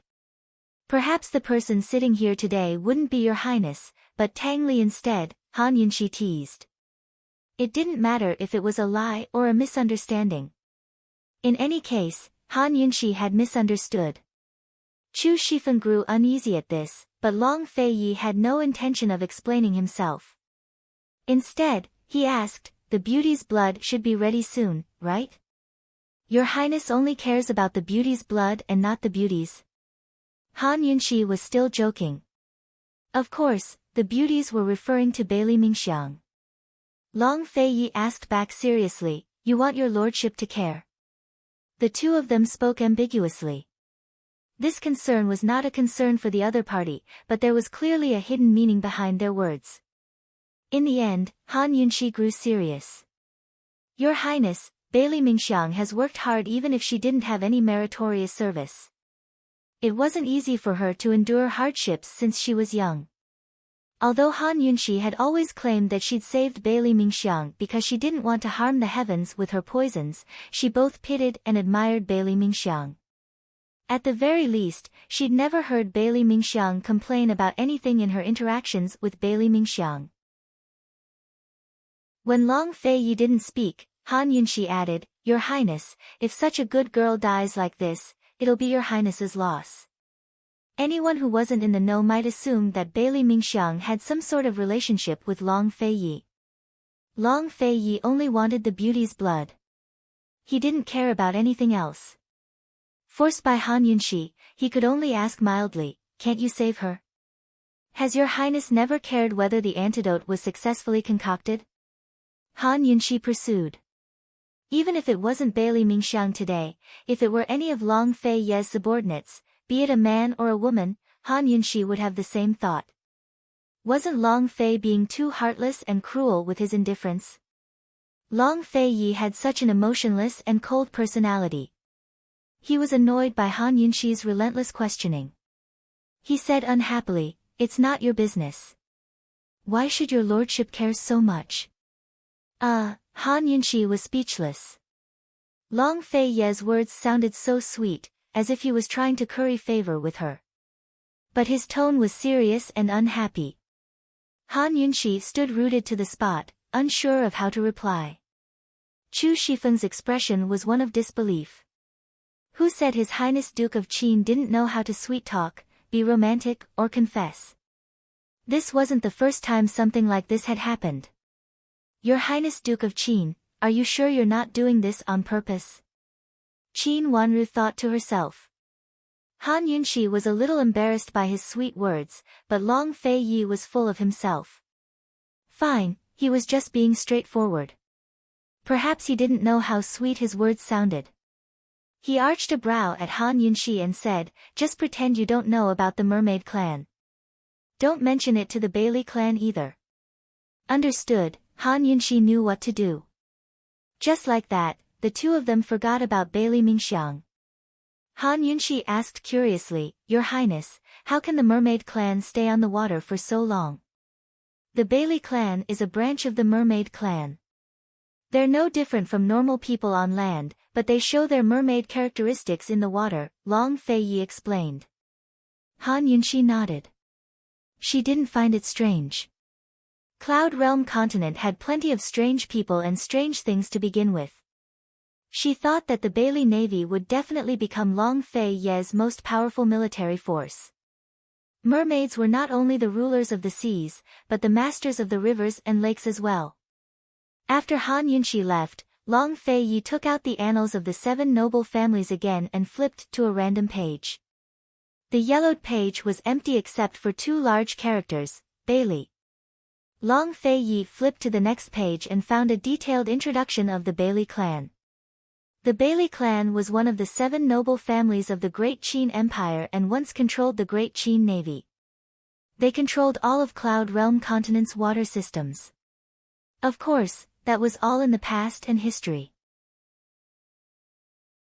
Even the annals of the 7 noble families had no record of the Bailey clan being the Mermaid clan. It was a secret that the Bailey clan never told outsiders. Your Highness, esteemed Wang Fei is too. Chu Shifeng didn't know what to say. Even the other 6 noble families didn't know that the Bailey clan was the Mermaid clan. How did esteemed Wang Fei find out? Actually, Chu Shifeng was only trying to persuade him otherwise. Some things couldn't be hidden from esteemed Wang Fei. His Highness had always been a decisive and ruthless man. He could pick up and let go, win and lose. What couldn't he take? Even if esteemed Wang Fei found out the truth, so what? Esteemed Wang Fei had her own choices, didn't she? Chu Shifeng wanted to coax him further, but Long Fei Yi changed the topic. How's the situation in Northernly? There's still a lot of activity at the 3-way battlefield, but everything at the horse farms is going according to your Highness's orders. The Northern Dynasty's emperors are only putting on a show. They won't dare to do anything, Chu Shifeng replied honestly. Emperor Tianhui was hoping for the stars and the moon, hoping that Northernly would go to war. Unfortunately, the 3-way battlefield hadn't made any real moves despite the ruckus. Due to the terrain of the 3-way battlefield, Emperor Tianhui would have ordered Great General Ning to move out first. For now, Emperor Tianhui could only wait patiently. When will Chu Qingge arrive? Long Fei Yi asked next. The bridal procession has already reached Longxi Prefecture. There'll be another 10 or so days before they reach the capital, Chu Shifeng replied. Long Fei Yi nodded and instructed, remember to send His Majesty a big gift on the day of the wedding. Chu Shifeng smiled and nodded. This subordinate understands. Long Fei Yi picked up the annals of the 7 noble families to continue reading. Actually, he didn't care about Tianning's political struggles at all. Over the past few years, he'd set up a trap in Tianning's court to hide the sky with one hand. To him, it was only a matter of whether he wanted to or not. To him, the matters of the 7 noble families were more important. Han Yunxi had no idea about any of this. After figuring out the situation with the Bailey clan, she set her mind at ease and continued her experiments. The blood she'd extracted was already an embryonic form of Beauty's blood, so the detox system could mix the remaining toxins into Bailey Mingxiang's blood to create Beauty's blood. Less than half a day later, the detox system gave her a small bottle of precious Beauty's blood. More accurately speaking, it was called Quasi-Beauty's blood. Chapter 418. After all, it was raised by the detoxification system and could not be 100% identical to Bailey Mingxiang's blood. Otherwise, Han Yunxi could help Bailey Mingxiang detoxify the poison right now and not let her continue to raise the blood. The Quasi-Beauty's blood was placed on a small white porcelain plate, making it look especially bright red. Han Yunxi took out the antidote she had prepared before and placed it on another white porcelain plate. She then placed several clean porcelain plates around her and then she caught a little white mouse to simulate the poison and detoxification. Other women's studies would be filled with zither, chess, calligraphy, paintings, and embroidery, but Han Yunxi's was completely different. There were 2 walls of books, a medicine cabinet on one side, and a long workbench in the middle filled with bottles and jars and all sorts of small porcelain dishes. It did not look like a normal woman's study, nor did it look like a doctor's study. In short, it was very strange. Su Xiaoyu was very curious about this study, but it was a pity that she did not have many chances to come in. The princess consort had told her that when she was not here, no one was allowed to enter the study. No matter how curious Su Xiaoyu was, she would not break the rules so easily. She only had one goal in sneaking into the Duke of Qin's manor, and it was very clear. She would not touch anything else no matter how curious she was. At this time, she came in with the snacks and happened to see Han Yunxi fixing the little white mouse's head and limbs to the wooden board. She was carefully inserting needles into the little white mouse's thigh. Seeing this, Su Xiaoyu could not hold back her curiosity. She put down the snacks and inadvertently took a few more glances. Han Yunxi's attention was all on the little white mouse and did not notice Su Xiaoyu. However, the little thing sitting at the corner of the table had already noticed her. Its large black eyes were filled with vigilance. The little thing's intuition had always been very accurate. In its eyes, Su Xiaoyu was not a good thing. Seeing that Han Yunxi did not notice, Su Xiaoyu carefully put down the snacks and walked a bit closer. Who would have thought that the little thing would suddenly let out a zhi sound? It was not enough to feed the white mice the quasi-beauty's blood. Han Yunxi had to implant the quasi-beauty's blood into some of the white mice's acupoints. She was concentrating on inserting the needles, but who knew that the little thing would suddenly scream? She was so shocked that her hand trembled and the needle was crooked. Little thing. Han Yunxi glared at him and saw Su Xiaoyu standing at the side. She did not take it to heart and vented her anger on the little thing. Stinky thing, do you want to die? When detoxifying and testing for poison, he hated being disturbed the most. If the needle was crooked, this little white mouse could be considered useless. The little thing pitifully whimpered a few times. Taking advantage of the fact that Han Yunxi hadn't flipped out yet, it hurriedly jumped onto the medicine cabinet shelf and hid there. It only wanted to remind Mother Yunxi that Su Xiaoyu had come in. Now that Mother Yunxi had seen her too, it could only endure her anger. Who asked it to be unable to communicate with humans? Seeing Lil Thing run away, Han Yunxi was too lazy to argue. After all, she had more important things to do. Of course, she ignored Su Xiaoyu as well. It was normal for Su Yuyu and Zhao Mama to bring in snacks, so they knew better than to disturb her. After Han Yunxi got rid of the white mouse, she went to fetch another one and began studying it all over again. Su Xiaoyu saw that no one had noticed her, so she didn't dare stay any longer. She hurried out the door. But after Han Yunxi tied up the white mouse, she suddenly turned back to look at the door. Strange. Aside from Lil Thing, even Zhao Mama had been scared out of her wits when she experimented on the white mice in the past. Su Xiaoyu was such a small child, so why wasn't she afraid? Weren't girls most afraid of mice?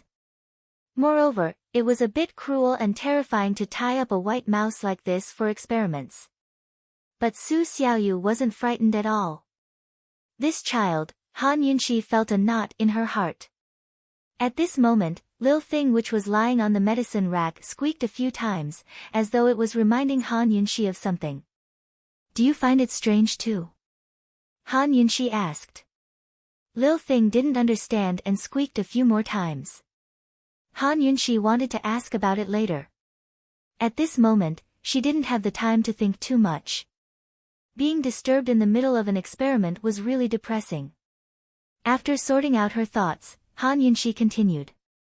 After administering the poison to the white mouse, the signs of poisoning started to show. A single type of chronic poison wouldn't be fatal, but when so many types of poisons were mixed together, it would definitely be fatal. Black blood flowed out of the 7 orifices of the white mouse and it was on the verge of death. Han Yunxi made a prompt decision and administered the antidote by means of acupuncture. Although acupuncture was the fastest way to detoxify the poison, but she still had to wait for 3 minutes. Han Yunxi bit her finger and stared fixedly at the white mouse's reaction. She had to admit that although these 3 minutes were very short, she was still very nervous. If the antidote she developed had too many deviations, then things would be troublesome. With only 10 days left, it was very likely that she wouldn't be able to make it in time to develop a new antidote. 3 minutes was very short, but Han Yunxi felt that it was very long. In her mind, Bailey Mingxiang's pale face unconsciously appeared. His faint smile was indifferent, generous, and restrained. Suddenly, the white mouse which had been twitching all this time stopped moving. Was it dead or had it been detoxified? Han Yunxi was shocked and immediately went to check the white mouse's pupils. The result was gratifying. The white mouse had only fainted. Han Yunxi immediately activated the detoxification system to do a detailed examination. In the end, she found that the white mouse wasn't completely detoxified, but the poison was mostly gone. There was only a little bit of poison left, but it wasn't fatal. In other words, the antidote she developed using the simulation experiment was still reliable. She just needed to make some minor adjustments to detoxify the poison. Han Yunxi heaved a huge sigh of relief. The hard work she had put in for the past 6 months hadn't been in vain. Bailey Mingxiang, you're lucky. Han Yunxi didn't rest, but immediately started to make minor adjustments to the antidote. She shut herself in the study for an entire night. When the sun was about to rise, she finally developed the antidote that could completely detoxify the quasi-beauty's blood. Although it could only detoxify the quasi-beauty's blood, when the real beauty's blood was developed, this antidote only needed to be slightly adjusted and added 1 or 2 herbs. Han Yunxi, who was well versed in toxicology, was very confident in this. Everything went smoothly. Han Yunxi kept the antidote in a small sealed porcelain bottle and kept it close to her body. Only then did she go to open the door. After pulling an all-nighter, she was tired. Unexpectedly, just as she was about to go upstairs, a black shadow flew in from outside the door without any warning. Assassin? Someone, come! Han Yunxi's first reaction was to shout. However, none of the hidden guards in the surroundings dared to move. Granny Zhao and Su Xiaoyu also rushed over, but they didn't dare to move. Because, this black-clothed man was none other than their master, Long Feiyi. Long Feiyi grabbed Han Yunxi's waist and hurriedly left. Using his qinggong, he left the Duke of Qin's residence in a short while. After Han Yunxi saw Long Feiyi clearly, she was confused. What are you doing?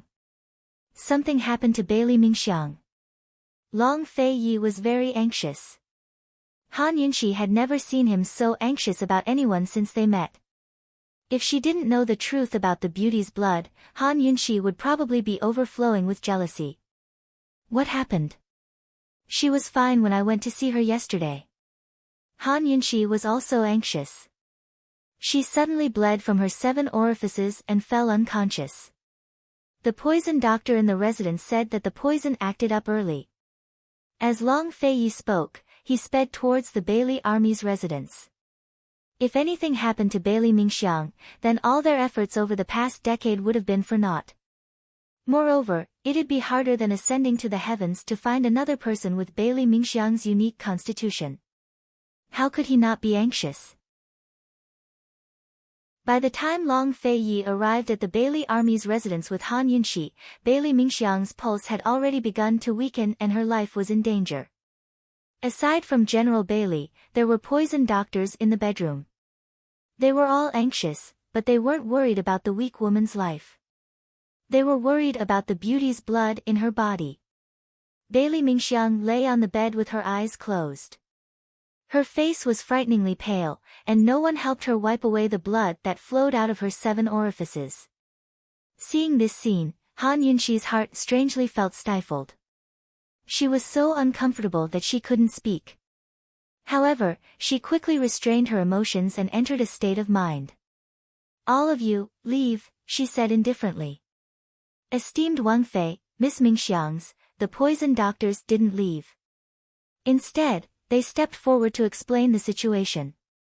No matter what, they could still help. Who knew that Han Yunxi's voice would turn cold? Leave. Not to mention the poison doctors, even a military general like General Bailey was intimidated by Han Yunxi's icy aura. When this woman became serious, she could compete with His Highness Duke of Qin. How could the poison doctors dare to waste words? They all tactfully retreated, leaving only Long Fei Yi and General Bailey. You all should leave as well. As Han Yunxi spoke, she took out a handkerchief to wipe Bailey Mingxiang's face. She looked calm and unhurried, but she had already activated the detoxification system to scan and analyze the situation.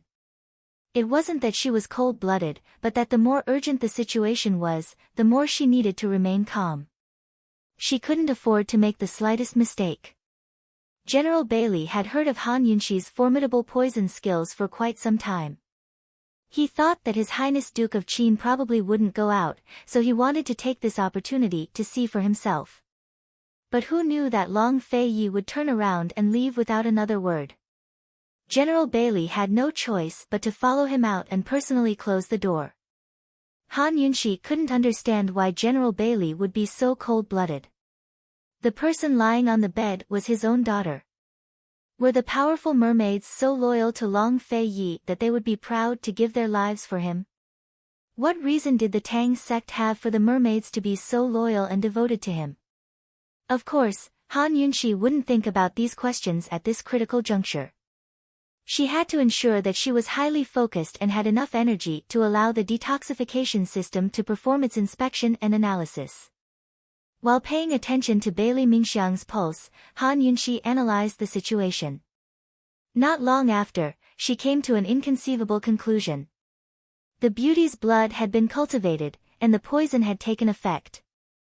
Han Yunxi almost couldn't believe the detoxification system's results. The frequency of the poison she had arranged for Bailey Mingxiang to take had already reached the bottom line. She hadn't expected that Bailey Mingxiang would take the initiative to speed up at the last moment. The poison that was supposed to take more than 10 days to finish was finished in just a few days. This woman's body could actually withstand it. Han Yunxi was shocked, but it didn't affect her state of mind. She promptly took out the beauty's blood and compared it with the quasi-beauty's blood from before. Who knew that the results would be? Chapter 419. The beauty's blood cultivated in Bailey Mingxiang's body and the beauty's blood obtained from Han Yunxi's simulated experiment were actually completely identical. Han Yunxi was dumbstruck. She once again suspected that the detoxification system had malfunctioned. She turned off the detoxification system and personally inspected it. Then, she faintly spat out, "I'm a genius." The simulated experiment was actually no different from the real situation. The two were completely identical. Thus, the problem was simple. She didn't even need to make any adjustments to the antidote she prepared. As long as Bailey Mingxiang took it, everything would be fine. Looking at the quiet Bailey Mingxiang, Han Yunxi heaved a sigh of relief. Her heart, which had been hanging in the air for the past half a year, was finally at ease. This kind of outcome could be considered as the heavens taking pity on Bailey Mingxiang. Han Yunxi didn't dare delay any longer and immediately took out the antidote. However, just as she was about to inject the antidote, she suddenly remembered that there was something important that she hadn't done yet. The beauty's blood hadn't been extracted yet. She was so excited that she actually forgot such an important matter.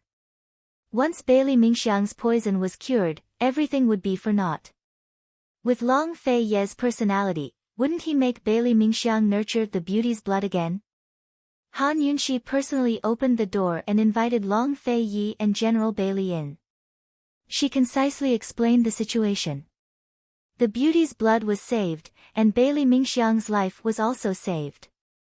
Long Fei Yi and General Bailey were naturally overjoyed.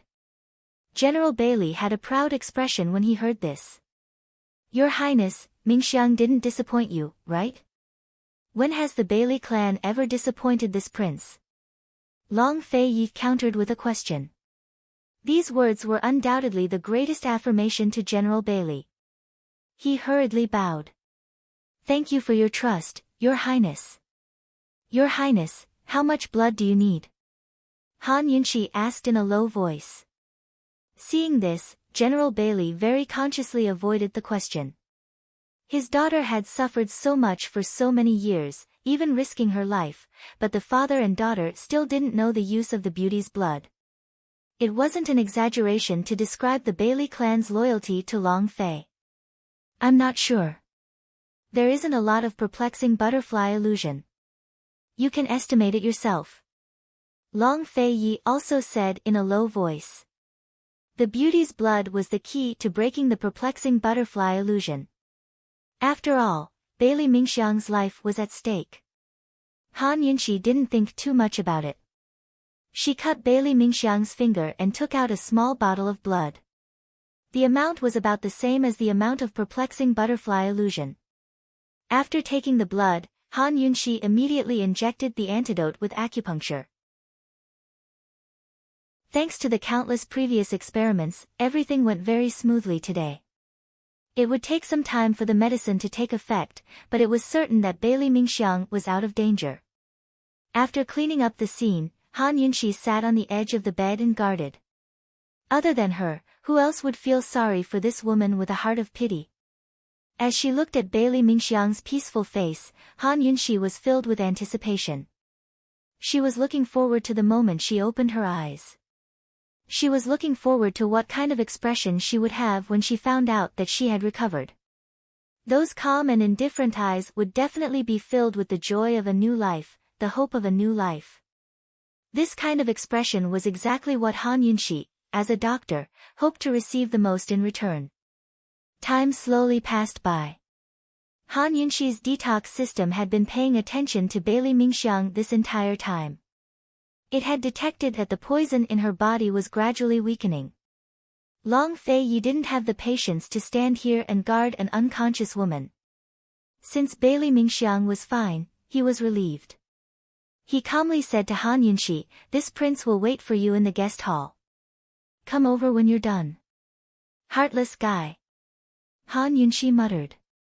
Unfortunately, Long Fei Yi and General Bailey couldn't hear her. General Bailey accompanied Long Fei Yi to the guest hall. They still had important matters to discuss. However, before Long Fei Yi and General Bailey could leave the courtyard, Han Yunxi shouted, "Your Highness." General Bailey. What happened? Long Fei Yi and General Bailey immediately turned back. They saw Han Yunxi holding Bailey Mingxiang's hand. Her face was pale and she looked extremely frightened. Bailey Mingxiang's hand was the hand that had just taken her blood. The white gauze that was wrapped around her wound had fallen to the ground. It had already been dyed red, and fresh blood was dripping from her fingers. What's going on? General Bailey exclaimed. There's a problem with her blood coagulation technique. The blood can't be stopped. Han Yunxi's voice was trembling. She had only discovered this when she was holding Bailey Mingxiang's hand. The wound on Bailey Mingxiang's hand was very small to begin with. Furthermore, she had bandaged it and applied medicine, so it definitely wouldn't bleed anymore. She untied the gauze and carefully examined it. Only then did she discover that there was a problem.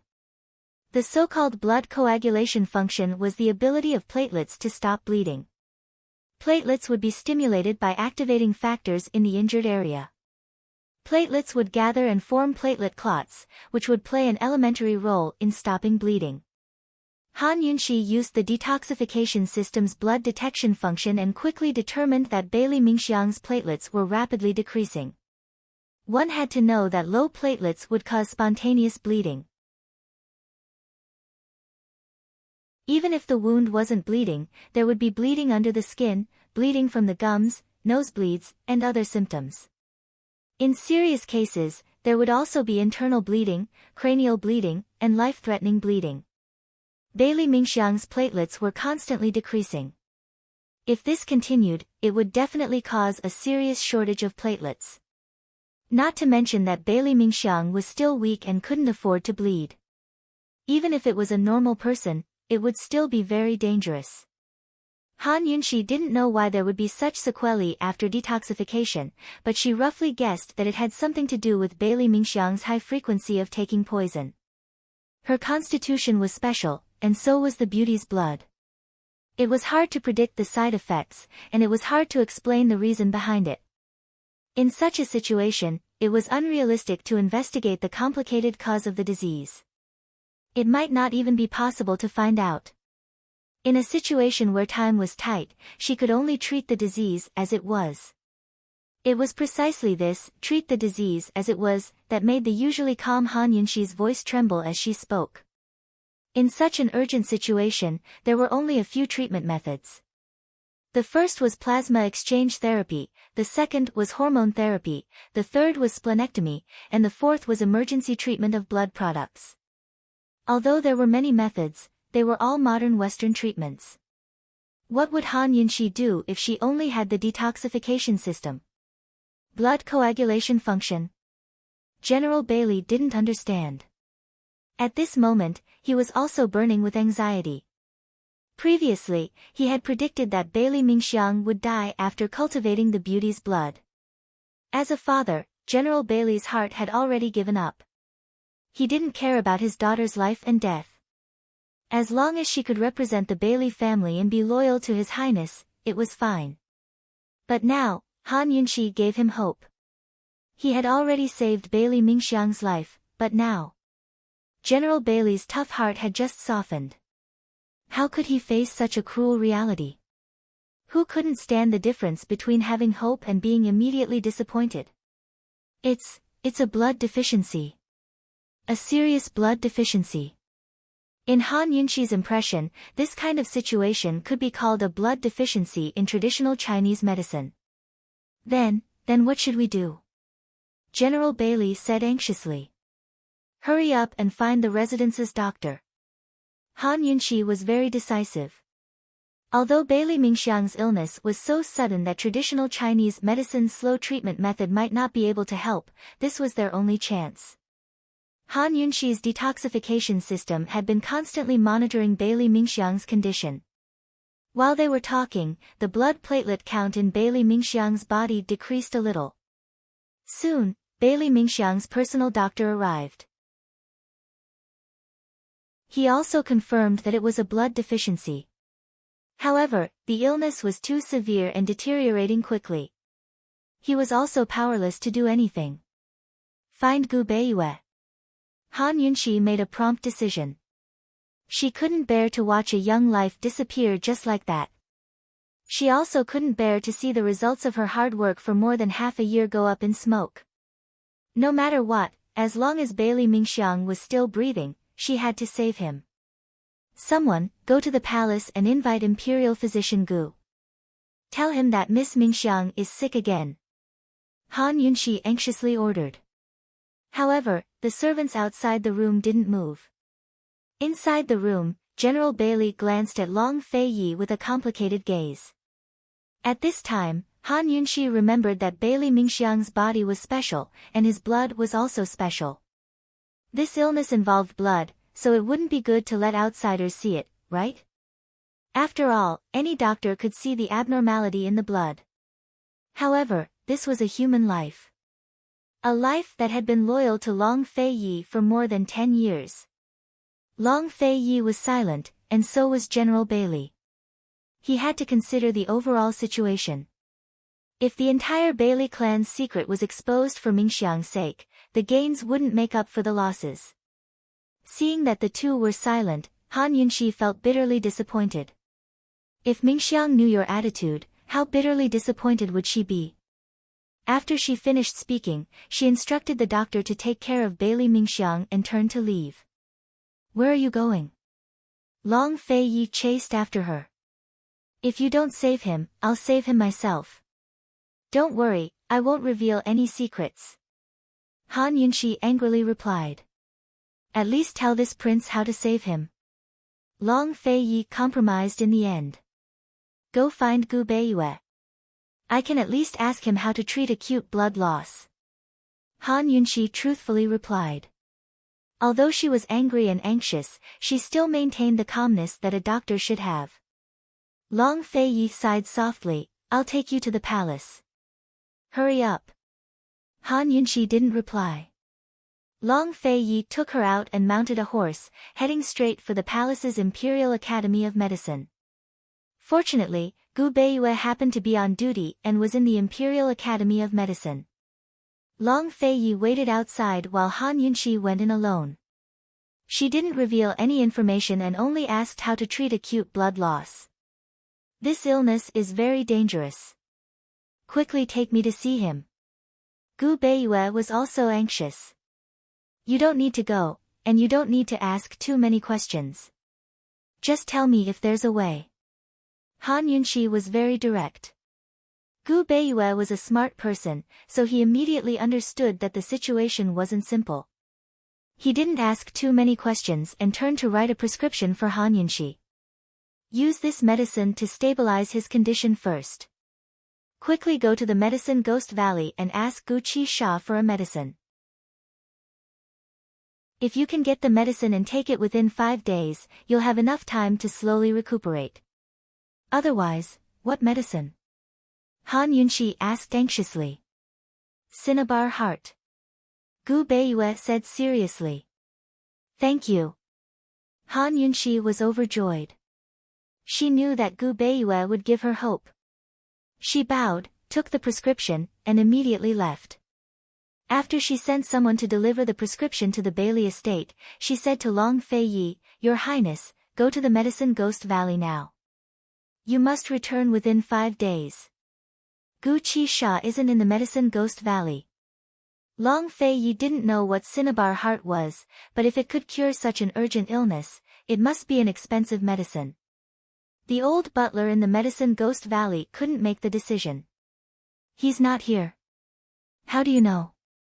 Han Yunxi was surprised. Long Feiyi subconsciously avoided her gaze. I heard it from my subordinates 2 days ago. Han Yunxi was only surprised that Long Feiyi wasn't here. She didn't know how Long Feiyi found out. I don't care anymore. I have to find it. Let's go now. She was very decisive. Long Feiyi didn't even have the chance to refuse. He could only obey. Note to readers, don't miss out on The Genius Poison Consort's official WeChat account. WeChat ID, Tienkexia Dufiai. Chapter 420. Gu Beiyue said that they had 5 days to find the miraculous medicine, Dan Xian, in Medicine Ghost Valley and return. Otherwise, Bailey Mingxiang would be beyond saving. Han Yunxi said, We have to find it as soon as possible. We have to leave immediately. And so, Long Feiyi and Han Yunxi set off from the Imperial Academy of Medicine. After exhausting themselves to the point that they had to run 2 horses, they silently expended their internal energy and spent an entire day using Qinggong to hasten their journey. Finally, they arrived at Medicine Ghost Valley 2 days later at night. This single trip took them about 2.5 days. This was already the fastest they could go. No matter how fast they went back, they couldn't exceed this amount of time. In other words, if they wanted to return within 5 days, they could only stay in Medicine Ghost Valley for 2 to 4 hours. Han Yunxi had only come to Medicine Ghost Valley twice, both times to ask for medicine. The most recent time was to ask for medicine for the plague. Gu Qisha wasn't in the valley at the time, so it was the old steward who received them. Medicine Ghost Valley was the same as always. The courtyard outside was filled with people begging for medicine. Unfortunately, the courtyard gates were tightly shut. Han Yunxi looked at the people kneeling outside, especially the elderly and children. She couldn't help but curse Gu Qisha for being scum. He was the scum of the medical world. He was an evil person. Even those profiteers who specialized in inflating the prices of medicinal ingredients were kinder than Gu Qisha. At least they could still buy the medicinal ingredients they had. Gu Qisha's medicinal ingredients were bought and sold based on his mood. Even if you had money, you couldn't buy them. This kind of person, the heavens really wasted their talent in medicine. When they arrived at the courtyard gates, the 2 of them reported their names and the old steward personally came to receive them. Your Highness Duke of Qin, a few days ago Chu, before the old steward could finish speaking, Long Feiyi immediately cut him off. I'm here for an urgent matter. Let's cut the crap. This prince wants a medicine called Dan Xian. Name your price. Dan Xian. The old steward pretended to be troubled. Stop pretending. Medicine Ghost Valley definitely has it.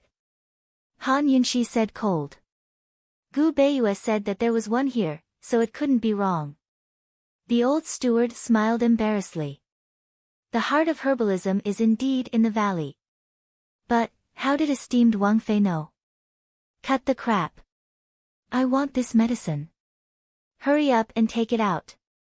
Han Yunxi knew that she was very domineering, but in order to save people, she was so domineering. Before coming here, she had already prepared herself to search the valley. After all, she didn't have a good impression of Gu Qi Sha, and the man beside her also had the ability to search the valley. A cunning look flashed in the old steward's eyes as he helplessly said, Esteemed Wang Fei, you may not know this, but the pill heart is personally kept by His Excellency Pill Fiend. However, His Excellency Pill Fiend is not in the valley. Find His Excellency Pill Fiend immediately, or let us search for him. Do as you see fit. Han Yunxi said harshly. The old steward looked as if he didn't know what to do with Han Yunxi. He cast a pleading look at Long Fei Yi. Your Highness Duke of Qin, you should know that His Excellency has made an appointment with you on the 15th of next month. The old steward was clearly doing this on purpose. He spoke so quickly that even Long Fei Yi couldn't interrupt him. Han Yunxi was puzzled. She turned to look at Long Fei Yi. You have an appointment with him? Long Fei Yi gave an indifferent grunt in response. He didn't explain much, but instead asked the old steward, you mean to say that Gu Qi Sha won't be back for a while? The meaning behind his words was clear, if Gu Qi Sha doesn't come back, we'll have to search the valley. The old steward inadvertently glanced at the door and replied helplessly, Your Highness Duke of Qin, esteemed Wang Fei, it's not that Medicine Ghost Valley doesn't want to give you face, but you've come too quickly. Why don't you stay here and wait while this one does his best to find His Excellency Pill Fiend? Where's the medicine storage room? Han Yunxi didn't beat around the bush. The old steward's mouth twitched. Esteemed Wang Fei is even more domineering than His Highness Duke of Qin. The old steward didn't answer. Instead, he glanced at the door again. It was at this moment that a strange laughter rang out. Long time no see, Qin Wang Fei. Han Yunxi immediately recognized this strange laughter. It belonged to Gu Qi Sha. She looked in the direction of the voice and saw Gu Qi Sha, dressed in all black, gliding in through the door. He only landed on the ground when he entered the room, revealing his boots. His ghastly appearance would frighten any young girl. However, Han Yunxi wasn't a young girl. She stretched out her hand in front of Gu Qi Sha. I want the essence of cinnabar. Gu Qi Sha wasn't in a hurry. He leisurely sat down and looked at Han Yunxi with interest. His sharp eyes were filled with joy, and his smile seemed to overflow. Anyone who was paying attention would be able to tell that this guy was especially happy at this moment. The look in his eyes made Long Fei Yi very unhappy. Chu Shifeng had just been told a few days ago that this guy wasn't in Medicine Ghost Valley. Why was he here today? Long Fei only looked at Gu Qi Sha coldly without batting an eyelid. I'm in a hurry to save someone. Are you giving it to me or not? Han Yunxi asked seriously. Gu Qi Sha pretended not to understand. Lass, what did you say just then? What do you want? Essence of cinnabar, I want the essence of cinnabar. Han Yunxi said loudly. Oh, you want this excellency's essence of cinnabar? Gu Qi Sha murmured to himself.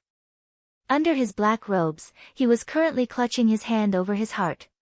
Unfortunately, no one saw. What did you say?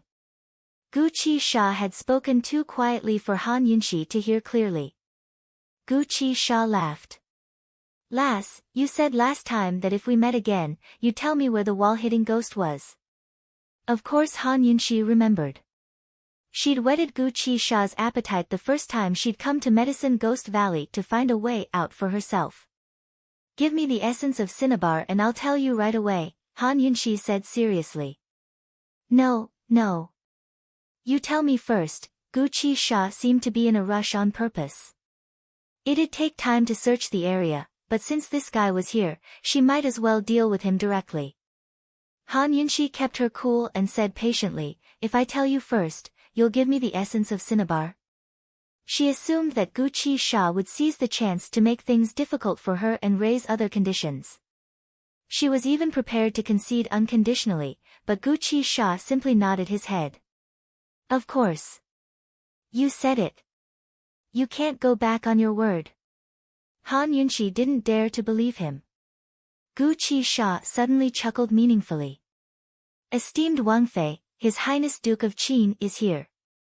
How could old man go back on his word? He made it sound as if he was afraid of Long Fei Yi. Han Yunshi didn't know that Gu Qisha and Long Fei Yi had fought before. However, in her opinion, Gu Qisha was indeed afraid of Long Fei Yi. How could His Excellency Pill Fiend go back on his word? Han Yunshi said first, before giving Gu Qisha an answer. The wall-hitting ghost was right on top of your roof. I saw it when I came in. Gu Qisha stretched out his bony hands and clapped them loudly. You're amazing, lass. Old man likes it. Han Yunshi was about to speak when Gu Qisha suddenly pulled out a brocade box from his sleeve.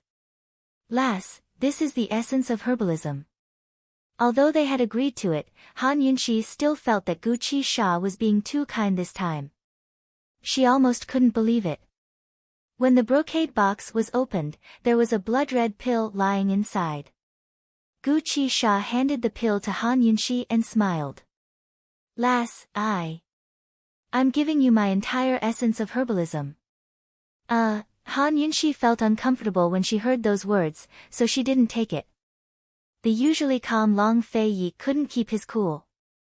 He suddenly snatched the essence of herbalism from Gu Qisha and coldly said, it's for saving others. She doesn't need it.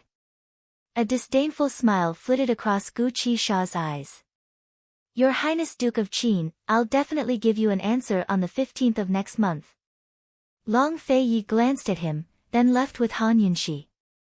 Han Yunshi had just found out that Long Fei Yi had an appointment with Gu Qisha. Now that she had the essence of herbalism, it was more important for her to hurry back and save Gu Qisha. It wouldn't be too late to ask Long Fei Yi what medicine he needed when they got back.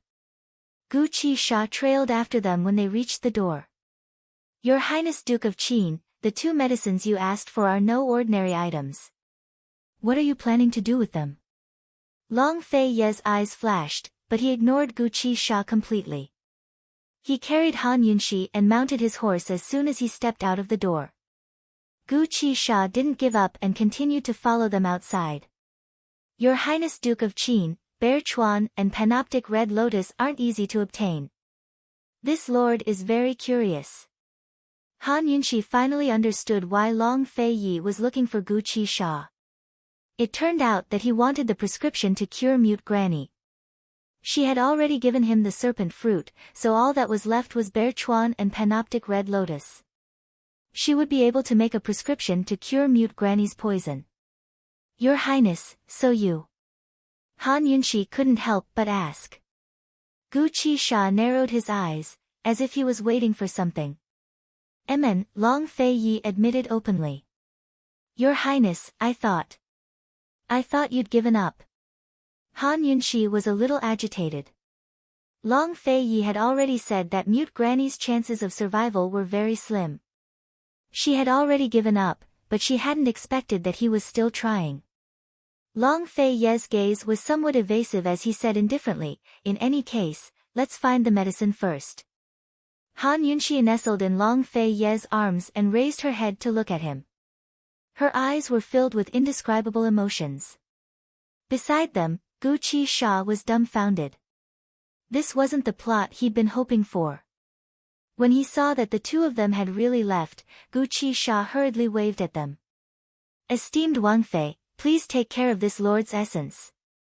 Your Highness Duke of Qin, farewell. As soon as he finished speaking, Long Fei-yi immediately gripped his sword, but Han Yunshi stopped him. "We're in a hurry. Next time, we'll settle accounts with him." She'd previously thought that the essence was a misunderstanding, but now it seemed that Guqi Sha was deliberately teasing her. That bastard. Han Yunshi turned to look at the kneeling crowd in the courtyard. She secretly vowed that one day, she'd deal with Guqi Sha and turn the Medicine Ghost Valley into a place that would grant all requests. When he saw Long Fei-yi and Han Yunshi's figures disappear into the distance, the old steward said in a low voice, "Milord, isn't it inappropriate for you to offend His Highness Duke of Qin like this?" Guqi Sha looked back and snorted coldly. "Do you really think this lord is afraid of him? Just you wait. Just you wait. Just wait until I figure out some things, then I'll teach Long Fei-yi a lesson." Han Yunshi and Long Fei-yi traveled day and night on their way back. During this journey, Long Fei-yi had expended a lot of internal energy. If Bailey Mingxiang knew that His Highness Duke of Qin had sacrificed so much, he'd probably be touched and even more distressed. By the time Han Yunshi and Long Fei-yi arrived at the Bailey estate, it was the 5th night. Time was of the essence. Fortunately, Han Yunshi was quick-witted. She'd already placed the essence into the detoxification system in her detoxification space. She'd processed it, boiled it, dried it, and ground it into a powder that could be brewed. As soon as she entered the room and listened to the doctor's report on the situation over the past 5 days, she sent everyone out. Then, she took out the powder from the detoxification system and brewed it. She personally fed it to Bailey Mingxiang. After feeding him the medicine, she finally sighed in relief. She sat down and activated the detoxification system to check Bailey Mingxiang's blood. However, as she sat there, she suddenly fainted and slowly fell onto Bailey Mingxiang's body. Chapter 421. Han Yunshi silently fainted in Bailey Mingxiang's arms, and the detoxification system immediately stopped working. This time, the fainting wasn't caused by the detoxification system. Han Yunshi was simply too exhausted. On the morning of Bailey Mingxiang's accident, she had pulled an all-nighter. Over the past 5 days, she had been traveling day and night with Long Fei-yi. Although she had taken a nap in Long Fei-yi's arms, she hadn't slept for long. With a life in her hands, she really couldn't sleep. Moreover, Long Fei-yi had been traveling so hard, so how could she sleep peacefully? Her mind had been stretched taut these past few days, and she had neglected her exhaustion. As soon as she relaxed, she couldn't hold on any longer. At the door, Long Fei-yi faced the courtyard with his hands clasped behind his back. General Bailey paced back and forth, both master and servant waiting. After waiting for a while, there was still no movement inside. General Bailey couldn't help but ask, "Your Highness, we've already brought the medicine. There shouldn't be any major problems, right?" General Bailey really wanted His Highness Duke of Qin to go in and take a look. Esteemed Wang Fei would get angry if she was disturbed by others, but if she was disturbed by His Highness Duke of Qin, she probably wouldn't. Long Fei-yi only grunted in response. When Han Yunshi was saving people, he was basically invited out. He had never been there to watch. General Bailey wanted to say something, but hesitated. He could only pace back and forth again. He waited and waited, but suddenly, a loud shout came from inside the room. "Someone! Someone come!" This was Bailey Mingxiang's voice. "What's going on?" Before General Bailey could react, Long Fei-yi had already pushed open the door and rushed in. Bailey Mingxiang had already sat up and was looking at the unconscious Han Yunshi on her lap. Her face was full of terror and she didn't know what to do. When she saw His Highness Duke of Qin rushing over, Bailey Mingxiang was even more terrified. Long Fei-yi pulled Han Yunshi into his arms and asked angrily, "What's going on?" When Bailey Mingxiang saw His Highness Duke of Qin's icy face and blood-red eyes up close, he was so frightened that he didn't know what to do. His mouth opened, but no words came out. She had just woken up, and her memories were stuck a few days ago. She didn't understand the situation at all. Seeing Bailey Mingxiang's reaction, Long Fei Ye's eyes flashed with impatience. He roared, "Bailey Yuanlong, get a doctor." General Bailey had just arrived at the door when he saw the scene in the room and was frightened. He thought that something had happened to his daughter, but he never thought that something had happened to the Princess Consort. Fortunately, the doctor was nearby and quickly came over. The physician in the estate was already in awe of His Highness Duke of Qin. When he entered and saw His Highness Duke of Qin's cold and murderous face, his legs went weak.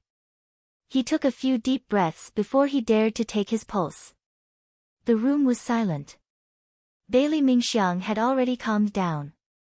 Although she didn't know what had happened, she knew that esteemed Wang Fei must have come to save her.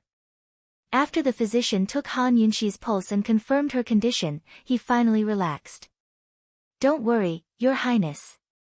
Esteemed Wang Fei just fell asleep because she was too tired. She'll wake up when she's had enough sleep. She'll be fine after resting for a while." Fortunately, it was a small matter. If it had been something serious, the physician was worried that he would have been kicked out. That was because His Highness Duke of Qin's expression was really, really ugly. Long Fei Ye's thin lips were tightly pursed. Even the lines at the corners of his mouth were cold and solemn. He carried Han Yunxi and prepared to leave. At this time, General Bailey hurriedly said, "Mingxiang, hurry and thank His Highness and esteemed Wang Fei. If it weren't for His Highness and esteemed Wang Fei traveling day and night for 5 days and 5 nights to find medicine, your little life would have been long gone." 5 days and 5 nights, traveling day and night. His Highness also went. So esteemed Wang Fei fainted from exhaustion because she was trying to save her. So His Highness Duke of Qin's bloodshot eyes were also because of her exhaustion. Bailey Mingxiang's heart tightened. Ignoring her weak body, she hurriedly got off the bed and knelt on the cold floor to kowtow. "Thank you, Your Highness Duke of Qin. Thank you, esteemed Wang Fei, for saving my life." Long Fei didn't even look back as she knocked her head against the ground. Instead, he strode away like a shooting star. As for whether Bailey Mingxiang had taken the medicine and recovered, he didn't care. He was already far away, but Bailey Mingxiang was still kneeling on the ground. General Bailey hurriedly helped her up and had the physician take a look. After the physician's examination, he repeatedly expressed his amazement. Imperial Physician Gu's medicine is indeed miraculous. Mrs. Body is fine, but she's still too weak. She needs to slowly recover. General Bailey was overjoyed. He rewarded the physician and had him withdraw. Bailey Mingxiang finally opened her mouth. "Father, His Highness," as a father, he knew best what his daughter was thinking. He told Bailey Mingxiang everything that had happened over the past few days, including the matter of the beauty's blood. "You're just disobedient. Esteemed Wang Fei told you to take the medicine slowly, but you just had to eat it all at once." Fortunately, esteemed Wang Fei was only exhausted. "If something had happened to her, I'd like to see what you'd do." General Bailey reprimanded. Bailey Mingxiang lowered her head and silently accepted the criticism. She hadn't eaten all of the poison on purpose. That day, when the poison had flared up, she'd been in so much pain that she'd lost all reason. She'd eaten all of the poison in one go. Afterwards, she didn't know what had happened. Some pain couldn't be understood unless one experienced it personally. Thus, no matter how much she explained, it was useless. Others would only think she was being unreasonable. The Bailey clan's mission is to obey. Have you forgotten? General Bailey questioned loudly. Although he loved his daughter, the clan's mission was more important. Bailey Mingxiang raised her head, her eyes clear and resolute. Daughter knows her wrongs. Father, please punish me.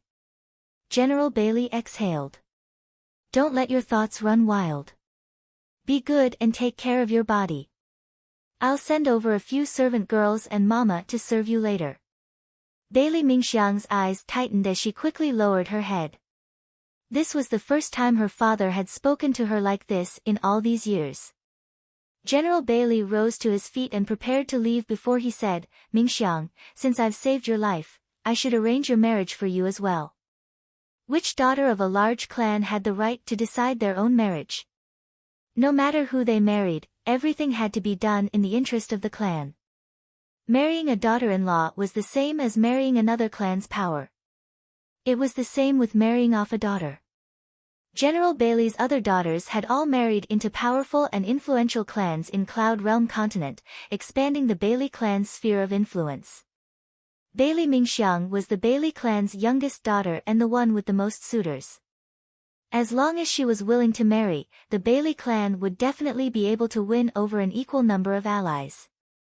Bailey Mingxiang kept her head bowed and didn't answer General Bailey. Marriage wasn't something that could be decided in a day or two, so General Bailey was only reminding her first. Then he left. At the Duke of Qin's estate, Long Feiyi had summoned Gu Beiyue as soon as he returned. Although Gu Beiyue was on his guard, only Gu Beiyue's medical skills earned his trust in the capital city. With Gu Beiyue's medical skills, he didn't even need to take Han Yunxi's pulse to know what was wrong with her. Moreover, he didn't only take her pulse seriously, but also did a few small tests to ascertain that Han Yunxi was simply exhausted. Knitting his brows, he said, Your Highness, esteemed Wang Fei fainted from exhaustion. She's too tired. When will she wake up? Long Feiyi asked coldly. That's hard to say. Gu Beiyue's expression was serious. Your Highness, if she fainted from exhaustion, she'll wake up in a day or two at best. In severe cases, what? Long Feiyi grew anxious.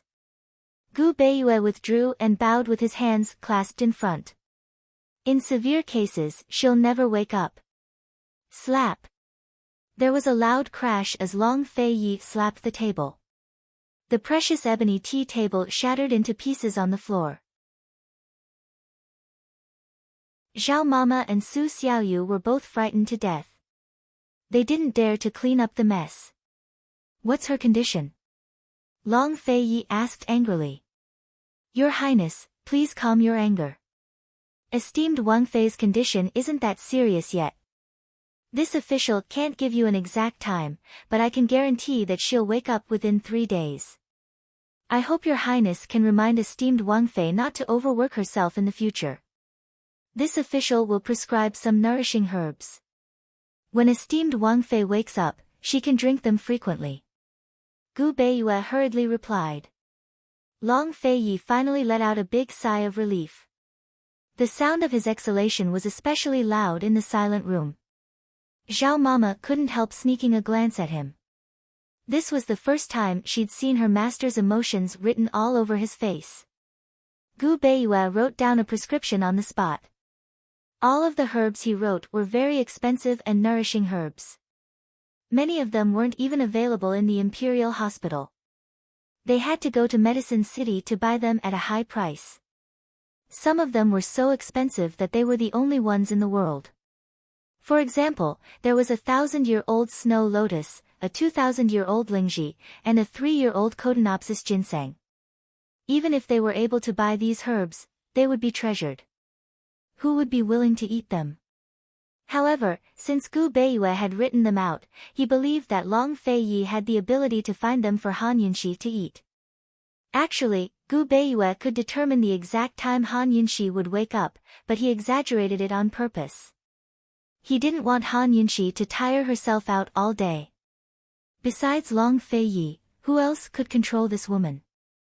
Han Yunxi, does finding someone who can protect you better than me to stay by your side count as protecting you? Gu Beiyue felt his heart ache at the sight of Han Yunxi's ashen white face. He was a little reluctant to part with her, but in the end he still bid farewell. Long Feiyi glanced at the prescription before handing it over to Chu Shifeng. Hurry and find them. Find 3 portions for your lordship first. Chu Shifeng grew gloomy. They couldn't even find a single portion of the herbs here, but His Highness wanted to find 3 portions. And find 3 portions first. Sob sob, he only begged esteemed Wang Fei to get better quickly. Your Highness, drink some water. Don't tire yourself out, Zhao Mama carefully offered him a cup of warm water. Long Fei Yi accepted it and waved a hand to dismiss them all. Once Xiao Mama and Su Xiaoyu had both left, Long Fei's frosty face finally softened. He looked at Han Yunxi, his eyes filled with heartache that was so thick it couldn't be dispelled. He gently stroked Han Yunxi's face and said helplessly, "Your lordship was careless and you ended up like this." He was used to being alone and didn't need to worry about another person. But now he realized that he had to pay more attention to this woman. Long Fei Ye's fingers brushed past Han Yunxi's dry lips before he immediately drank a mouthful of warm water. He slowly leaned closer and began to feed her mouth, but right at this moment. Chapter 422. Just as Long Fei Yi approached her with a mouthful of water in his mouth, Han Yunxi's eyes suddenly widened. Long Fei Yi did not expect this and almost choked on the water in his mouth. How did this woman wake up so quickly? Didn't Gu Beiyue say that she would wake up in at least a day or two? Gu Beiyue wasn't exaggerating, but Han Yunxi was someone who couldn't keep her thoughts to herself. Even if she was so tired that she fainted, she would subconsciously feel uneasy until she finished her task. In fact, she was still very, very tired. Han Yunxi looked at Long Fei Yi in front of her in confusion, then looked around and asked anxiously, "Why am I here? How's Bailey Mingxiang?" Long Fei Yi didn't back away. Instead, he placed his hands on either side of her and leaned against her body.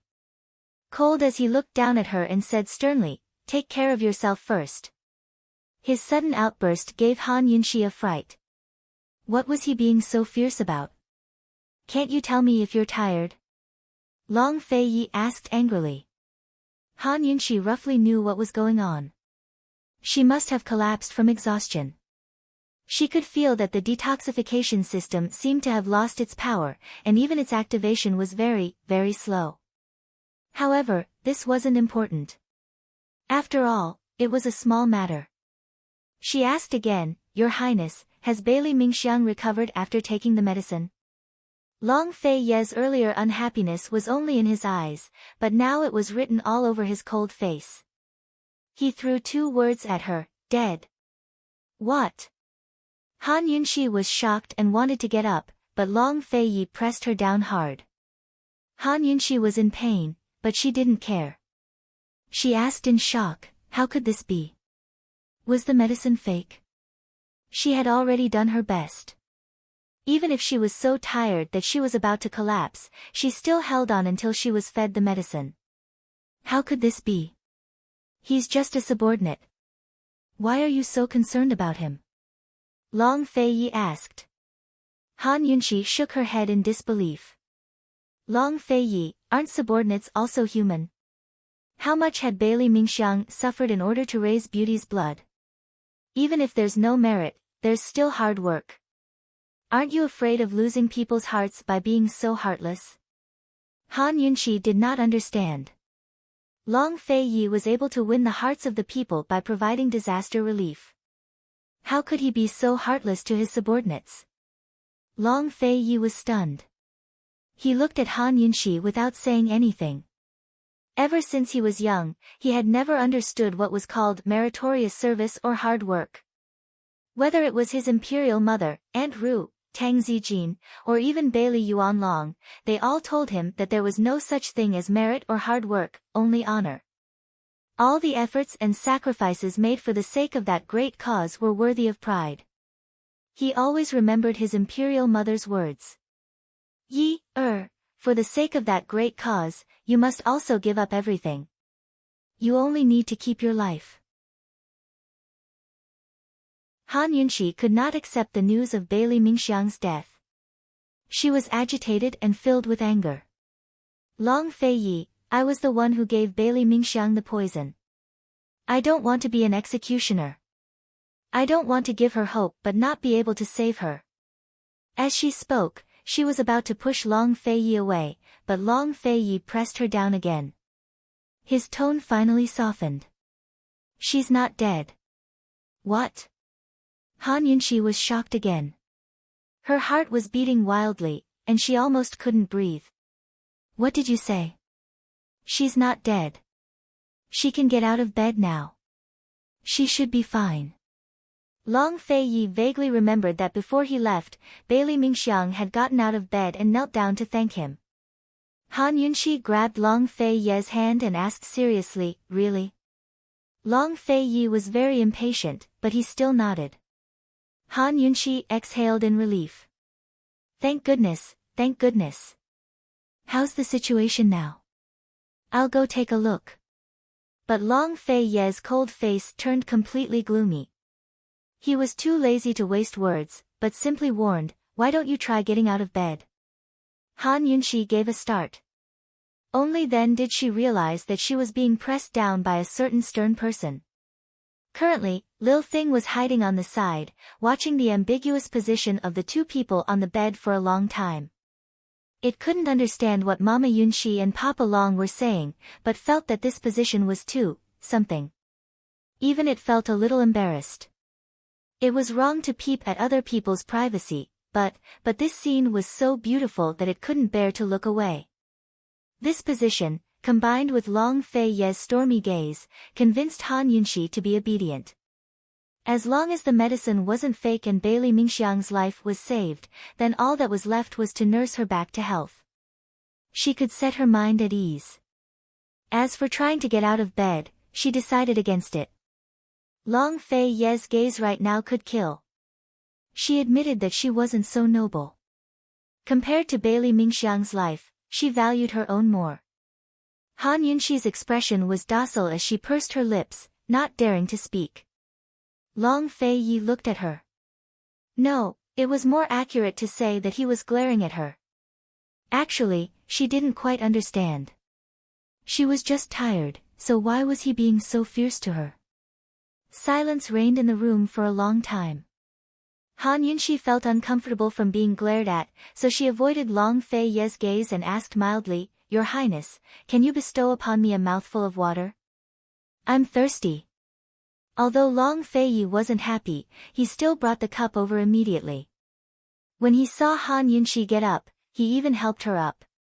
However, before he could completely help her up, Long Fei Yi suddenly pressed her down again. What was this guy doing? Han Yunxi fell back onto the pillow. She was baffled and almost flipped out. Who knew that Long Fei Yi would drink a mouthful of water and lean in very, very close to her? Han Yunxi's eyes widened. She seemed to have realized something and her first reaction was to purse her lips. Long Fei Yi had water in his mouth and couldn't speak, but he raised his chin at Han Yunxi, indicating for her to open her mouth. This ambiguous action, this seductive expression, it was as bad as it could get. This man was very close to her. His hot breath scattered on her face, and his smooth chin was neither close nor far, occasionally touching her face. Han Yunxi's entire body tensed up. This was the first time she realized that this emotionless and cold man could be so bad. Give me a mouthful of water to drink, was actually interpreted in this way. She was drunk. Han Yunxi didn't open her mouth, so Long Fei Yi kept rubbing against her. Han Yunxi glared at him, but he simply pressed his lips against hers. On the rafters, Lil Thing covered its eyes with its paws, but still peeked between its fingers. It discovered that Mama Yunxi was really getting bolder and bolder, while Papa Long was getting naughtier and naughtier. Lil Thing was clearly a bystander, but it was very, very nervous. It didn't even dare to breathe too loudly for fear of being discovered. Han Yunxi stubbornly refused to budge, but Long Fei Yi wasn't so kind. He actually reached out and pinched Han Yunxi's nose. Is this even possible? Long Fei Yi, you can't play like this. Han Yunxi was so anxious that she tried to push him away, but she couldn't. Soon enough, she found it hard to breathe and could only open her mouth. Long Fei Yi was very satisfied and took the chance to pass the water over. Han Yunxi felt disgusted at such a thing. She couldn't accept it, but when faced with her beloved, she didn't feel any repulsion in her heart at all. Of course, Han Yunxi had no experience with such things. Long Fei carefully and seriously fed her, so she didn't dare to resist. Instead, she accepted the food even more carefully than Long Fei. This was a technical job, so it was easy to choke on it.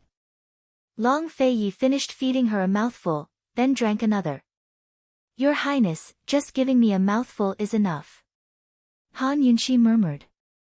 Long Fei Yi ignored her and pressed closer. Han Yunxi only half resisted and half agreed to cooperate with him. Just like that, he fed her mouthful by mouthful. Long Fei Yi, who was also inexperienced, became more experienced as he fed her. Soon, he finished feeding her a cup of water. Finally, he asked, "Are you still thirsty?" Han Yunxi immediately shook her head. "No." However, Long Fei Yi asked again, "Are you hungry?" Han Yunxi was shocked. She was obviously hungry, but she shook her head resolutely. "I'm not hungry." Fortunately, Long Fei Yi didn't ask any more questions. He was finally willing to stand up. "I've seen Gu Beiyue. You're too tired and your condition is very serious. You need to rest well." Gu Beiyue had already exaggerated Han Yunxi's condition, but who knew that Long Fei Yi would exaggerate it again? Han Yunxi was very clear about her own condition, but when she heard Long Fei Ye's words, she couldn't help but suspect that she was really exhausted. Thus, she nodded obediently. "Regarding the perplexing butterfly illusion, there's no rush," Long Fei Yi said calmly. Now that he had the beauty's blood, his research on the perplexing butterfly illusion had taken a step forward. Han Yunxi didn't feel anything at first, but when she heard Long Fei Ye's words, she suddenly realized how much this guy cared about her. He actually wanted her to put aside something as important as deciphering the perplexing butterfly illusion for the time being. Her heart, which had been a little chaotic from being bullied earlier, suddenly calmed down. Thinking back to his anger just now, she finally understood his worries. Han Yunxi looked at Long Fei Yi, her gaze and voice gentle. "Your Highness, don't worry. I'm fine." When Han Yunxi looked at him like this, Long Fei Yi actually felt uncomfortable. He didn't say anything else, and only got up after tucking Han Yunxi in. Han Yunxi looked at the blanket that was tucked tightly in by him, a blissful smile on her face. Sometimes, pledges of undying love weren't as important as a small gesture. After Long Fei Yi left, he immediately ordered Zhao Mama to bring in the food. He also said, "Let esteemed Wang Fei rest well. Without this prince's orders, she's not allowed to leave." Zhao Mama was overjoyed. She saw esteemed Wang Fei bustling about every day, so she had been hoping for her to get sick and stay in leisurely Cloud Pavilion for a few days. Taking care of patients and nursing their bodies was what Zhao Mama was best at. Because of her exhaustion, Han Yunxi's detox system couldn't work for the time being. She could only put aside the matter of the perplexing butterfly illusion for now. She lazily curled up on the bed, looking at the gloomy sky outside the window. She suddenly realized that this weather was very suitable for slacking off. She was very glad. Thanks to this illness, she could steal half a day of leisure. However, before the sky turned dark, Han Yunxi realized that she definitely couldn't afford to slack off. She didn't understand the poison system and was very bored. She wanted to go downstairs to the study, but Zhao Mama didn't let her. "Esteemed Wang Fei, His Highness said that you need to rest well," Zhao Mama said as she brought in a bowl of ginseng soup. Han Yunxi was thoroughly enraged. "Still want to drink? Do you think I'm in confinement?" In just a day, Zhao Mama had brought her more than 10 bowls of soup.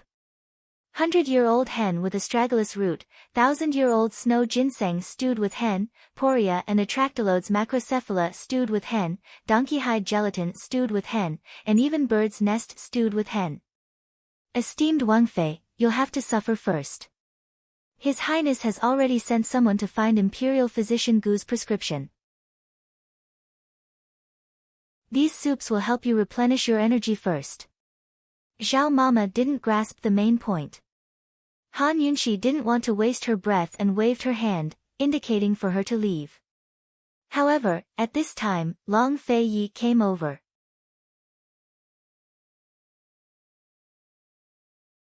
Chapter 423. As soon as Long Fei Yi entered the room, Zhao Mama tactfully placed the soup on the table by the bed and silently withdrew. Han Yunxi assumed that Long Fei Yi wouldn't come by. He should at least sleep for a day and a night, but here he was again. Although Han Yunxi dearly wanted Long Fei Yi to drink the ginseng soup to nourish his body, she saw Long Fei Yi's eyes on the soup and quickly picked it up and downed it all in one go. She must be afraid of Long Fei Yi's teasing. Currently, Lil Thing was still nestled on the roof beam. It had been there all day because there was good food to eat here. Even if it couldn't eat, smelling the chicken soup was a form of enjoyment. Lil Thing glanced at Mama Yunxi's reaction and felt disdain in its heart. Mama Yunxi liked Big Brother Long, but that was all in her mouth and heart. She didn't like him in action. She was just a coward. Big Brother Long had never said that he liked Mama Yunxi, so it was hard to tell what his heart was like. But his actions definitely showed that he liked Mama Yunxi. Lil Thing firmly believed that only true love came from actions. Long Fei saw Han Yunxi's reaction and didn't even notice the curve of his lips quirking into a smile. He sat down by the bed. "Your Highness, is something the matter?" Han Yunxi asked in bewilderment.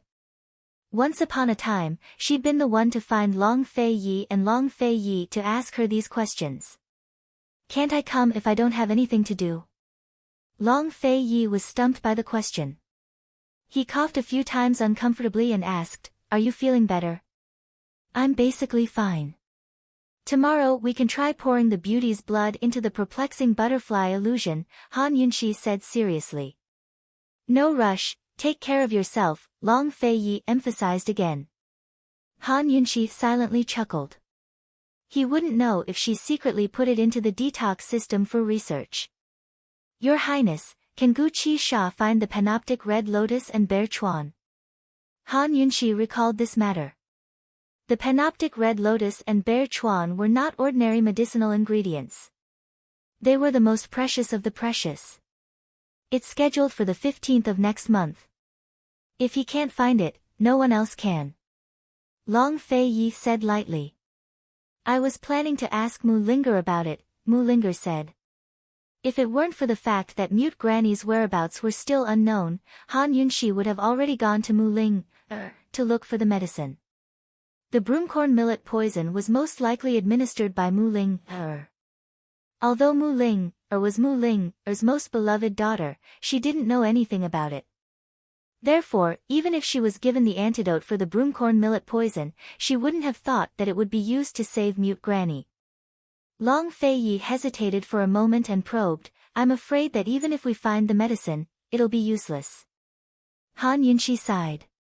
"With only this clue, we might as well go find Muing Dong." Actually, that white-clothed young master from the Shadow Clan might know something, but judging from his two answers, Han Yunxi didn't have much hope. She didn't like not being able to get what she wanted or ask what she wanted. If she couldn't get what she wanted, she wouldn't be able to take the initiative. She would always be under the control of others. "Let's not alert the enemy," Long Fei Yi said lightly. Han Yunxi understood what he meant. Muing Dong had imprisoned Mute Granny as if he was using her as bait to wait for something. Muing Dong didn't know much about their situation and was waiting for them to find him. Or maybe Muing Dong was also investigating Han Yunxi. Before they knew the situation, asking Muing Dong about Madame Tianxin's secret was the stupidest thing to do. "Your Highness, if Mute Granny is really gone, what should we do?" Han Yunxi was extremely helpless. Long Fei Yi was silent for a long time before asking, "Han Yunxi, is your background very important to you?" "It's not important. It's not important at all," Han Yunxi replied in her heart. She wasn't the real young miss of the Han family. Miss Han's background had nothing to do with her at all. Helpless, Han Yunxi couldn't tell Long Feiyi so much. This was her secret alone. My mother died in childbirth. This matter is very strange. If someone wanted to kill my mother back then, why did they leave me alive? Tianxin is Mu Xen. Does my father know of my existence? Is he looking for me? Is he in contact with Muingdong? Han Yunxi said seriously. If there really was a murderer, they wouldn't even let a pregnant woman go. There must be a deep hatred. If there was such a deep hatred, why did they let her go? Let the Han family go. This was strange. There must be a reason for leaving her alive.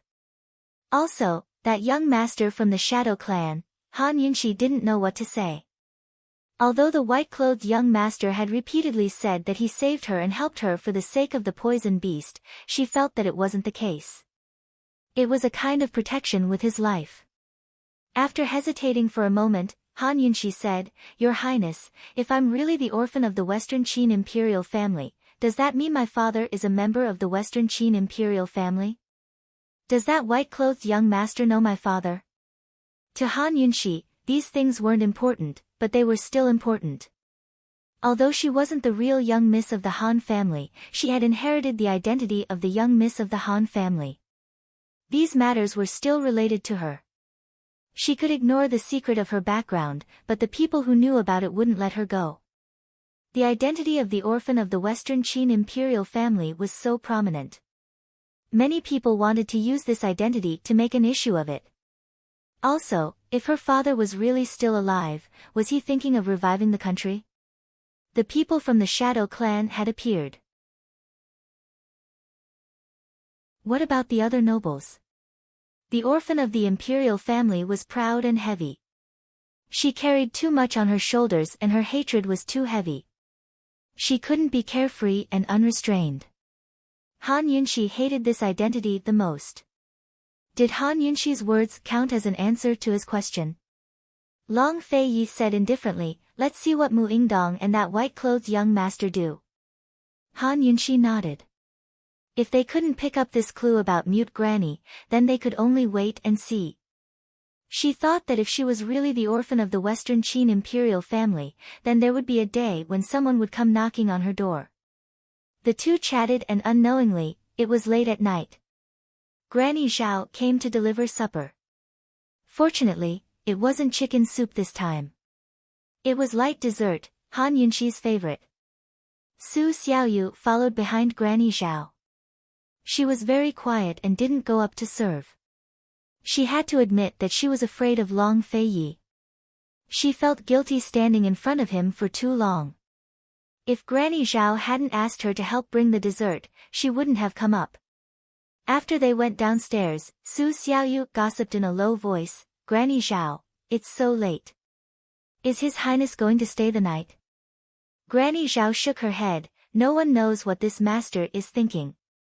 Perhaps His Highness Duke of Qin really did stay, or perhaps he'd go out again later." "Granny Zhao, why hasn't His Highness Duke of Qin visited esteemed Wang Fei before?" Su Xiaoyu asked, feigning innocence. "How do you know?" Granny Zhao asked unhappily. "His Highness has only stayed the night once. He definitely didn't stay the night that time. They woke up really, really early." Su Xiaoyu said seriously. It was normal for wealthy nobles and imperial relatives to have many wives and concubines, so there were many courtyards in their residences. The head of the household usually had his own courtyard and wouldn't stay with a specific woman. He would only stay the night in his wife's courtyard when he felt like it. This was the same principle as how the emperor favored his imperial concubines. Logically speaking, Han Yunxi should also have her own courtyard in the Duke of Qin's residence. She had always stayed in Long Feiyi's hibiscus courtyard, which was already a special case. Granny Zhao was unhappy. "You little girl, why are you so concerned? Isn't it all for esteemed Wang Fei's sake?" Su Xiaoyu said, feeling wronged. "Hurry up and get to work. Prepare the tea leaves and refreshments for tomorrow," Granny Zhao urged. Su Xiaoyu immediately retorted, "Esteemed Wang Fei is still recuperating. She won't get up early to make tea tomorrow. What if His Highness stays the night? Won't His Highness drink it? Granny Zhao asked patiently. Sometimes she felt that little Yu was very smart, but other times she felt that she was as stupid as a pig. Yu understands. I'll go right away. Su Xiaoyu quickly went to the courtyard to prepare. There was a small stove placed next to the tea table in the courtyard a few days ago. It was the stove she had mentioned before. Su Xiaoyu quickly prepared everything. She didn't do anything. She wasn't stupid enough to do anything in front of Long Fei Yi, and she definitely wasn't stupid enough to leave any evidence. She raised her head to look at the loft and sneered in her heart, "Your Highness Duke of Qin, if you visit Han Yunxi, perhaps you can save her from a physical disaster." Although she was afraid of Long Fei Yi, even the strongest man would let his guard down when he was in the midst of making love. She naturally dared to peek. Su Xiaoyu waited and waited, but unfortunately, she waited in vain.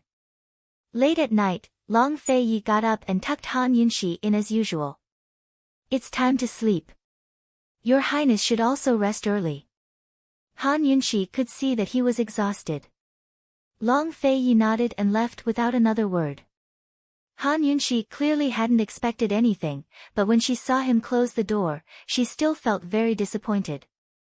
Not long after Long Fei Yi left, she called for Granny Zhao. "Starting tomorrow, prepare a portion of the chicken soup you prepared for me and a portion for His Highness." "Yes." Granny Zhao was overjoyed. His Highness Duke of Qin basically wouldn't drink the soup she brought, but with esteemed Wang Fei's words, she could add oil to the fire and persuade His Highness in all sorts of ways. The next day, Han Yunxi was still being served by Granny Zhao. Of course, she could already go to the study. However, the detoxification system had just recovered, so she didn't dare to make any big moves. For the time being, she put the beauty's blood and perplexing butterfly illusion aside. On the third day, Han Yunxi wanted to go out to Bailey Mingxiang, but Long Fei Yi didn't let her go out. But no matter what she said, Long Fei Yi wouldn't let her go out. Han Yunxi, who had been immersed in her little happiness, finally realized that something was wrong. Long Fei Yi had actually ordered Granny Zhao not to let her go out long ago. Han Yunxi was gloomy. "I'm already fine. You're putting me under house arrest. You need to rest for at least a month." Long Fei Yi said. "Have Gu Beiyue come take a look." "I'm really fine. If I'm cooped up at home, I'll get sick from boredom," Han Yunxi said seriously. Long Fei Yi didn't even think before replying. It was Gu Beiyue who said you needed to rest at home for a month. Han Yunxi wanted to cry, but no tears came out. At this time, Granny Zhao hurried over. "Your Highness, a guest requests an audience." "A guest requests an audience?" Anyone who could come to the Duke of Qin's residence to request an audience wasn't an ordinary person. After all, everyone knew that His Highness Duke of Qin rarely received guests. Since Granny Zhao had come to report, this person shouldn't be simple. Han Yunxi was still trying to guess, but who knew that this person was looking for her, and not Long Fei Yi? Granny Zhao said, "Your Highness, it's Miss Mingxiang from the Bailey estate. She requests an audience with esteemed Wang Fei."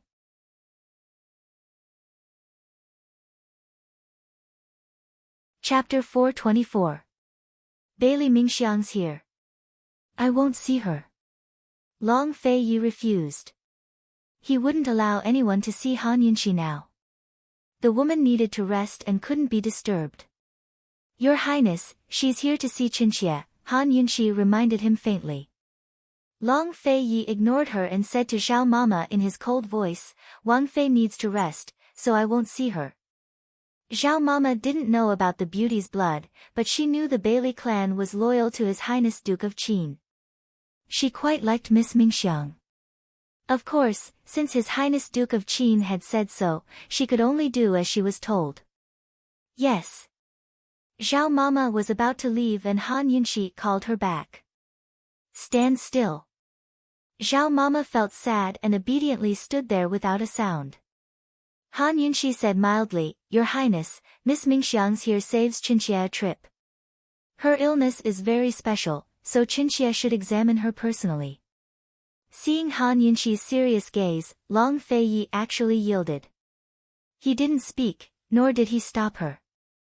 Han Yunxi shot Zhao Mama a look, who quickly went to invite her in. She wanted to make a bet with Chu Shifeng about who'd yield first in a fight between master and mistress. By the time Bailey Mingxiang was brought in, Long Feiyi and Han Yunxi were already brewing tea in the courtyard. Su Xiaoyu was carefully waiting on the side. Bailey Mingxiang was thin to begin with, but after being tossed around like that, she looked like a bag of bones. If the wind had been a bit stronger, she might have actually been blown away. She knelt as soon as she arrived. Your Highness, esteemed Wang Fei, Mingxiang has come to thank you for your grace.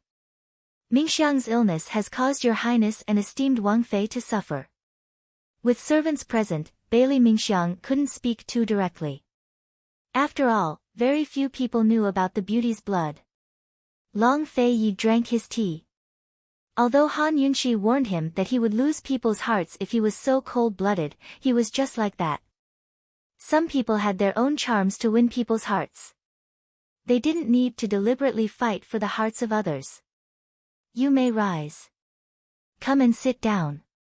Let me check your pulse. Han Yunxi was overjoyed to see the person she had tried so hard to save. The detoxification system had not fully recovered, but she could still feel his pulse. Long Feiyi sat next to Han Yunxi. Bailey Mingxiang did not dare to get too close. She did not sit down either. Instead, she bent over and placed her hands on the table. Su Xiaoyu stole a glance and knew that this was a young miss from the Bailey estate. However, she didn't take this matter to heart. After all, she only had one purpose in coming to the Duke of Qin's estate. She couldn't be bothered to care about anything else. I've recovered from my illness, but my body needs to be nursed back to health. Han Yunxi said with a smile. Bailey Mingxiang stepped back and knelt down again. She looked at Han Yunxi, her eyes sincere and stubborn. This was probably the first time she had placed her thoughts on someone else in front of His Highness Duke of Qin. At this moment, she only had eyes for Han Yunxi. This person had spent half a year saving her, and had even fallen into a coma from exhaustion. In this world, she was the only person who truly treated her well. Esteemed Wang Fei, Mingxiang owes her life to you. Mingxiang said that as long as Mingxiang survives, I'm willing to serve you for the rest of my life. Bailey Mingxiang said as she prostrated herself on the ground. In an instant, everyone looked over in shock, including Long Feiyi. Although the Bailey estate was under His Highness Duke of Qin's control, Bailey Mingxiang was still a young miss of a noble family. How could she be willing to be a servant for the rest of her life? Wasn't this a little too? Han Yunxi had long since known about this. She felt extremely helpless. All right. Get up first and we'll talk. Not only did Bailey Mingxiang refuse to get up, she didn't even raise her head. She kept kowtowing to the ground. Esteemed Wang Fei, please agree to Mingxiang's request. Han Yunxi didn't want to, but she never knew how to turn people down tactfully. Thus, she didn't beat around the bush and simply refused. I don't need you to wait on me, so you don't need to ask for more. Esteemed Wang Fei, Mingxiang is sincere. Bailey Mingxiang said anxiously. I'm also sincere. I really don't need it. Han Yunxi said that Long Feiyi was heartless, but she was also very decisive. Bailey Mingxiang fell silent. She slowly raised her head to look at Han Yunxi. Esteemed Wang Fei, Mingxiang is begging you. Han Yunxi wanted to refuse again. However, she suddenly saw a sense of helplessness in Bailey Mingxiang's eyes. It didn't seem like she was begging her to repay her kindness. Instead, it seemed like she was begging her for help. Could it be that there was something behind the scenes that she didn't know about? Han Yunxi looked at Long Feiyi and probed, Your Highness, what do you think? Bailey Mingxiang was brimming with talent. She was educated, polite, and smart. She was also a few years older than Han Yunxi. It wasn't a bad idea to keep her as both a maid and a friend. Moreover, Bailey Mingxiang was definitely a reliable person. At the very least, she was more reliable than Su Xiaoyu. If Han Yunxi needed someone to serve her, she was a good choice. Long Fei Yi indifferently said, "It's up to you." Upon hearing this, Bailey Mingxiang's heart was filled with complex feelings. However, she gritted her teeth and tried her best to suppress all her thoughts and feelings. From the moment she was reborn, she told herself that since she had chosen to serve esteemed Wang Fei for the rest of her life, then there were some things and some feelings that she could only bury in her heart forever. She had to bury them deep and not think about them. Han Yunxi saw that Long Fei Ye's attitude didn't seem like he wanted to make things difficult for Bailey Mingxiang. She pondered in her heart, could it be that something had happened at the Bailey army estate? She hesitated for a moment before saying, "You stay here. I'll think about it and give you an answer later." This was a concession. Bailey Mingxiang was overjoyed. "Thank you, esteemed Wang Fei. Shouldn't you get up now?" Han Yunxi helplessly asked. Bailey Mingxiang was a little embarrassed and quickly got up. "Is esteemed Wang Fei feeling better?" "She's fine. It's not a big deal," Han Yunxi said as she placed a teacup over. She motioned for Bailey Mingxiang to sit as she poured tea for herself and Bailey Mingxiang. With Long Fei Yi around, how could Bailey Mingxiang dare to sit with him? She still remained standing. Long Fei Yi saw that his teacup was empty and knew that Han Yunxi and Bailey Mingxiang had something to talk about. They were chasing him away. He wasn't interested in two women chatting. Coldly, he said to Zhao Mama, "Serve her." With that, he got up and left. As soon as Long Fei Yi left, Han Yunxi smiled. "Bailey Mingxiang, can you sit down and talk properly now?" However, Bailey Mingxiang was very cautious. He glanced at Zhao Mama and Su Xiaoyu. Han Yunxi immediately understood and sent the two of them away. "Did your father make things difficult for you?"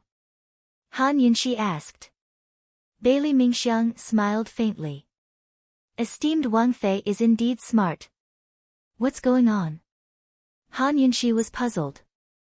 Bailey Mingxiang had already cultivated beauty's blood. What else did her father want to do with her? "Esteemed Wang Fei, Mingxiang didn't come here to seek refuge because my father made things difficult for me. Mingxiang sincerely wants to stay by your side." Bailey Mingxiang had to explain this matter clearly. Han Yunxi didn't care so much. In any case, she was certain that Bailey Mingxiang wouldn't stay by her side for long. How could such a young girl's heart not fly away once she met her sweetheart? This kind of thing was human nature. Han Yunxi didn't care much about things like repaying a debt of gratitude. "Tell me, what's going on?" Han Yunxi asked. "Father wants to arrange a marriage for me." Han Yunxi understood the moment she said this. How could the marriage of a daughter of a large family be so simple? Bailey Mingxiang wanted to explain, but Han Yunxi waved her hand to stop her. She said bluntly, "How about this? I can keep you, but if you meet someone you want to marry one day, you mustn't hide it from me." Han Yunxi thought for a moment, then said, "You can stay here and help me prepare the medicine. Also, you can take care of the poisonous plants in the courtyard. You don't have to do anything else." In the end, she came from a large family. How could a servant do well? Bailey Mingxiang had taken poison for many years, so she was more sensitive to poisons than the average person. Han Yunxi suddenly realized that she'd become kinder. Perhaps it was fate that brought her and Bailey Mingxiang together, but she was helping her all the way to the end. Bailey Mingxiang was so moved that she didn't know what to say. She wanted to kneel again, but Han Yunxi hurriedly stopped her. Don't. You should go back and rest first. Come back in a month. I'll have His Highness talk to General Bailey." Bailey Mingxiang nodded repeatedly. "Esteemed Wang Fei, She felt that she had to say something, but she didn't know what to say. She really couldn't express the gratitude in her heart. Just as she was about to leave, Bailey Mingxiang remembered that she had another very important matter to attend to today. She carefully took out a porcelain box from her sleeve and handed it over. Esteemed Wang Fei, this is a medicinal plant unique to the Bailey family. It was picked from the deepest trench. Its nourishing effects surpass any other medicinal plant. I hope that you will kindly accept it. Medicinal plants picked from the deepest trench? Han Yunxi was puzzled. This was the first time that she had heard that plants from the deep sea had such medicinal effects. She opened the box and saw that there was water in the box. There was a small green plant soaking in the water. Other than its pocket-sized size, it was no different from a normal seaweed. What is this called? Han Yunxi asked. Fish weed.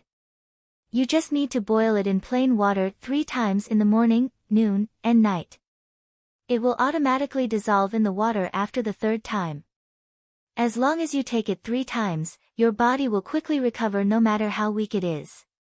Esteemed Wang Fei, please take it. Bailey Mingxiang seemed to be afraid that Han Yunxi wouldn't eat it, so she emphasized the medicinal effects again. It's so magical. Why don't you eat it? Han Yunxi smiled. I just started eating it today and only drank 1 bowl. I have to continue eating it when I go back. Bailey Mingxiang smiled faintly. Han Yunxi accepted the medicine like this. She didn't know that this fish weed was the most precious treasure of the mermaid clan. It only grew once every few thousand years. When Bailey Yuanlong obtained this medicine, he gave it to Long Fei Ye's imperial concubine mother. Long Fei Ye's imperial concubine mother was worried that Bailey Mingxiang's young body would be too weak to endure the poison, so she gave the fish weed to Bailey Mingxiang to eat. Bailey Mingxiang couldn't bear to eat it and had hidden it for over 10 years. Today, he gave it to Han Yunxi just like this, lying to her. Fortunately, Han Yunxi was still very curious about the taste of the fish weed. After Bailey Mingxiang left, she called for Zhao Mama and gave her the fish weed. Boil it in plain water 3 times a day. Who would have thought that after eating this medicine, Han Yunxi would not only recover her energy, but she also felt like her vitality had greatly increased. Even the detoxification system was fully restored.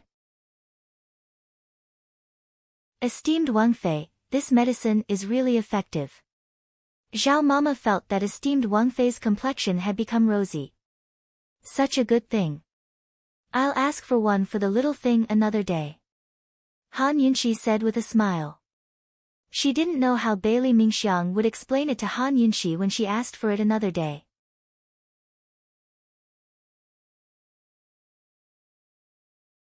Chapter 425.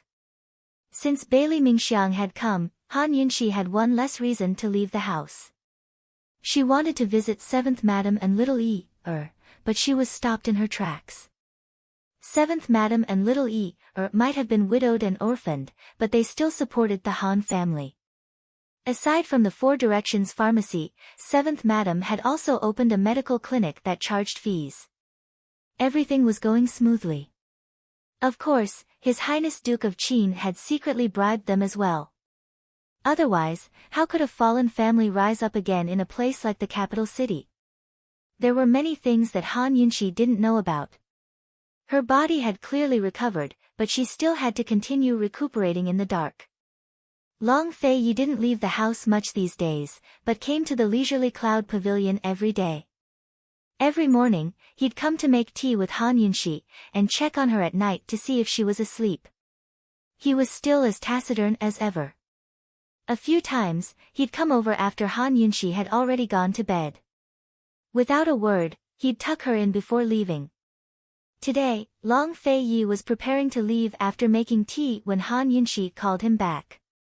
Your Highness, let's go to the study to show you something, Han Yunxi said in a low voice.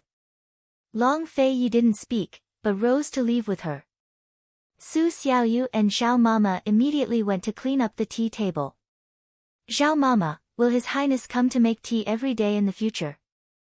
Su Xiaoyu asked curiously. Granny Zhao was elated. That should be it. Isn't His Highness busy these days? Su Xiaoyu asked next.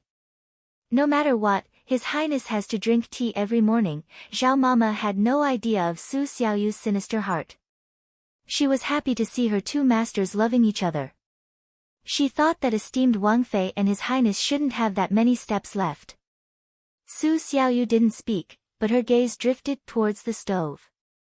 She didn't have much time left. In a few more days, Chu Qingge would arrive. Perhaps her master would even arrive before Chu Qingge. How was she supposed to explain things to him then? It had been almost a year, yet she couldn't do such a simple thing. Sigh. After Long Fei Yi entered the study, Han Yunxi immediately closed the door. Other than them, there was only Lil Thing in the room.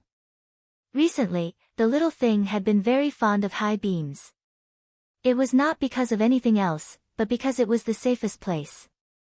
Daddy Long had basically ignored its existence, and he had no chance to throw it away. Long Fei Yi sat down on the main seat of the desk without being invited. He acted like the owner of the study, and Han Yunxi became the guest. Han Yunxi took a few more glances at him. She liked the way this guy sat in the main seat, especially like an emperor. Domineering and majestic. Perplexing butterfly illusion? Long Fei Yi asked. Han Yunxi nodded. I'm planning to combine the two poisons today, so I invited Your Highness to come and take a look. Before this, Han Yunxi had been researching Beauty's blood for a long time. She'd taken Beauty's blood and mixed it with a few highly corrosive poisons, but hadn't discovered anything special. She didn't know if she'd be able to discover anything from today's experiment. Long Fei Yi sat while Han Yunxi stood by his side. Her movements were experienced and nimble as she took out a set of tools for her experiments, a glass dish, a glass spoon, a glass bottle, and so on. There was no helping it. The perplexing butterfly illusion was a unique poison that only special glass products could resist corrosion. When Han Yunxi started working, her small, elegant face was always so focused, solemn, and even a little fierce. She emanated an aura of authority that couldn't be challenged. Those who didn't know her well would keep a respectful distance from her, not daring to get close. But Long Fei Yi saw her expression and really wanted to disturb her. He looked at her playfully for a while, then suddenly called out, Han Yunxi. Han Yunxi was currently extracting perplexing butterfly illusion, so she didn't notice Long Fei Yi calling her. Long Fei Yi's interest grew, and he called out again, Han Yunxi. But Han Yunxi still didn't hear him. She had already taken a small spoon of perplexing butterfly illusion and was extracting the solidified Beauty's blood. Long Fei Yi didn't seem to be satisfied, so he got up and approached her. Han Yunxi put the two poisons away and used the detoxification system to measure the amount, then recorded the value on a piece of paper. Professionalism was a habit. She had to be meticulous in every detail. Long Fei Yi was already standing beside her, but she still didn't know. Long Fei Yi quietly reached out. She didn't know if he wanted to rub her bangs or lift her chin. In any case, he reached out. But at this moment, Han Yunxi finished preparing everything and suddenly turned her head. Your Highness. Long Fei Yi's movements came to an abrupt halt, and his large hand stopped in midair. Han Yunxi was stunned. She looked at him, then looked at his hand. Instinctively, she was on guard and blurted out, "What are you doing?" Long Fei Yi's large hand went past Han Yunxi and picked up the bottle of perplexing butterfly illusion on the table. He said coldly, "See how much is left." Han Yunxi didn't want to ask that question. It was just a conditioned reflex. Long Fei Yi's cold reply made Han Yunxi even more embarrassed. She thought too much. Han Yunxi stole a glance at Long Fei Yi. Seeing that he didn't notice what just happened, she secretly sighed in relief. Your Highness, let's begin. Long Fei Yi nodded. Everything seemed so natural and flawless. Both of them collected their thoughts. Han Yunshi put the beauty's blood into the perplexing butterfly illusion, and an unbelievable scene occurred. Once the beauty's blood was put into the perplexing butterfly illusion, the blood clot surroundings began to bubble. At first, it was just the surroundings, but gradually, the entire perplexing butterfly illusion began to bubble as well, as if it was boiling. Han Yunshi originally thought that the beauty's blood would be melted into the perplexing butterfly illusion, but who knew that the perplexing butterfly illusion would be melted into the beauty's blood in the end. In the end, the potion boiled until it turned into a small drop of blood. It was bright red and glistening, much redder than fresh blood. Han Yunshi waited for a moment, and the drop of blood solidified. Long Fei Yi didn't know anything about poison. He silently watched and waited without asking any questions. Since he didn't ask any questions, he didn't disturb her. Han Yunshi stared at the drop of blood and secretly activated the detoxification system to scan it. Previously, the detoxification system didn't know anything about the perplexing butterfly illusion, so it couldn't detect anything. But this time, the detoxification system was able to detect something about this drop of blood. Your Highness, this is a slow-acting corrosive poison. It's not as corrosive as the perplexing butterfly illusion, but it's at least half as strong, Han Yunshi said seriously. The principle of the detoxification system was that if there was a record, it would be able to detect it. However, the detoxification system had no record of this thing, so it couldn't detect what it was called. It could only estimate its toxicity based on the records of the slow-acting poisons used to cultivate the beauty's blood, as well as the highly corrosive poison orchids. Can't you decipher its composition? Long Fei Yi asked. Han Yunshi could only shake her head. She used a glazed dagger to scoop out some powder, mixed it into water, and fed it to the white mouse. Not long after, the white mouse's internal organs began to fester. It's a corrosive poison. Han Yunshi could only come to this conclusion. The beauty's blood was the key to breaking the perplexing butterfly illusion, and the one who obtained the perplexing butterfly illusion would obtain the world. In other words, if they could decipher this drop of blood, they might be able to find the answer. But how were they supposed to decipher it without any clues? Should he figure out its use, or should he figure out its formula? What did this have to do with the poison orchids they discovered in the poison sect's storehouse? Han Yunshi's head hurt from all the thinking. Your Highness, we don't have a clue. This is very troublesome. No rush. Take your time. Over at the Tang clan, Aunt Ru and Tang Zijin were the most anxious about this matter. Long Fei Yi, on the other hand, wasn't in a hurry. Han Yunshi knew full well that deciphering poisons couldn't be rushed. Some studies might take 10 or 20 years to come to a conclusion. I'll do my best. She looked at the drop of blood. Your Highness, why don't you give this new thing a name? Long Fei Yi thought for a moment, then said, Beauty's Tears. Excellent. Han Yunshi had thought of that name as well. This thing was made from beauty's blood and shaped like a teardrop, so that was the perfect name.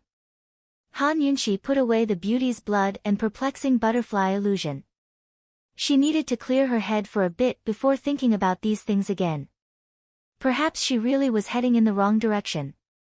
Perhaps the relationship between beauty's blood and perplexing butterfly illusion wasn't so simple. Although the matter of perplexing butterfly illusion had been put on hold for now, Han Yunshi's recovery still needed to continue. It was easy to imagine how uncomfortable it would be for a homebody like her to be cooped up in the hibiscus courtyard for a month. Worse was the fact that she had to drink so much every day. Heaven knows if she'd turn ugly if she kept getting fatter. When she got bored, Han Yunshi even had the urge to run over and quarrel with Long Fei Yi. Unfortunately, she wasn't that bold yet. Finally, something gave Han Yunshi a reason to leave the house. Chu Qingge had finally shown up. Chu Qingge was marrying Emperor Tianhui into Tianing for political reasons. Emperor Tianhui had sent out a procession to escort her from western Zhou all the way to Tianing's capital. Today, she'd finally arrived. Only the empress's coronation could be considered a national affair. Only then would there be a grand ceremony at court. Even noble consorts after the empress were only given their titles in the imperial harem. But Chu Qingge was still a princess of Western Zhou. This marriage was of great significance, so the ceremony was still held at court. Emperor Tianhui summoned Chu Qingge to the court in front of all the civil and military officials, then made her noble consort with the title of Virtuous and Pure Peace Palace. Of course, this ceremony had nothing to do with Han Yunxi, so she didn't need to attend. Long Fei Yi never attended morning court, so he didn't show up either. But the next day, Empress Dowager Li summoned Han Yunxi to the palace. Logically speaking, Han Yunxi as the Qin Wangfei had nothing to do with the emperor's noble consort. If Chu Qingge was made empress, then Han Yunxi would have to pay respects at the palace. First, the status of Wangfei was lower than that of the empress, and the two of them could be considered sisters-in-law. But the current situation was that Han Yunxi was the Duke of Qin's official consort and wife. Although Chu Qingge was a noble consort, she was still a concubine. With the Duke of Qin's status and power, Han Yunxi's position might not necessarily be lower than Chu Qingge's. In terms of relationships within the imperial clan, Chu Qingge couldn't be considered Han Yunxi's sisters-in-law. Thus, no matter how glorious Chu Qingge's marriage was, Han Yunxi didn't have to show her face. Unfortunately, the Empress Dowager had decreed that she had to go. The imperial harem had no master, so the Empress Dowager was in charge. Now that the Empress had a new concubine, Empress Dowager Li had to gather all the concubines so they could get to know each other. Empress Dowager Li had already given up on the Empress she'd left behind in the Western Mountains. She was all too clear on the threat Chu Qingge posed to the Eastern Palace, so the first person she thought of was Han Yunxi. Han Yunxi had a grudge against Chu Qingge. You're tuning into the Dreamy Chapters YouTube channel. We're so grateful for your support, and don't forget to subscribe to join us on this incredible journey through captivating stories. Your generosity through donations truly makes a world of difference, as it's the primary source of revenue that allows me to expand and enhance this channel for you. Thank you from the bottom of my heart for being a part of this adventure.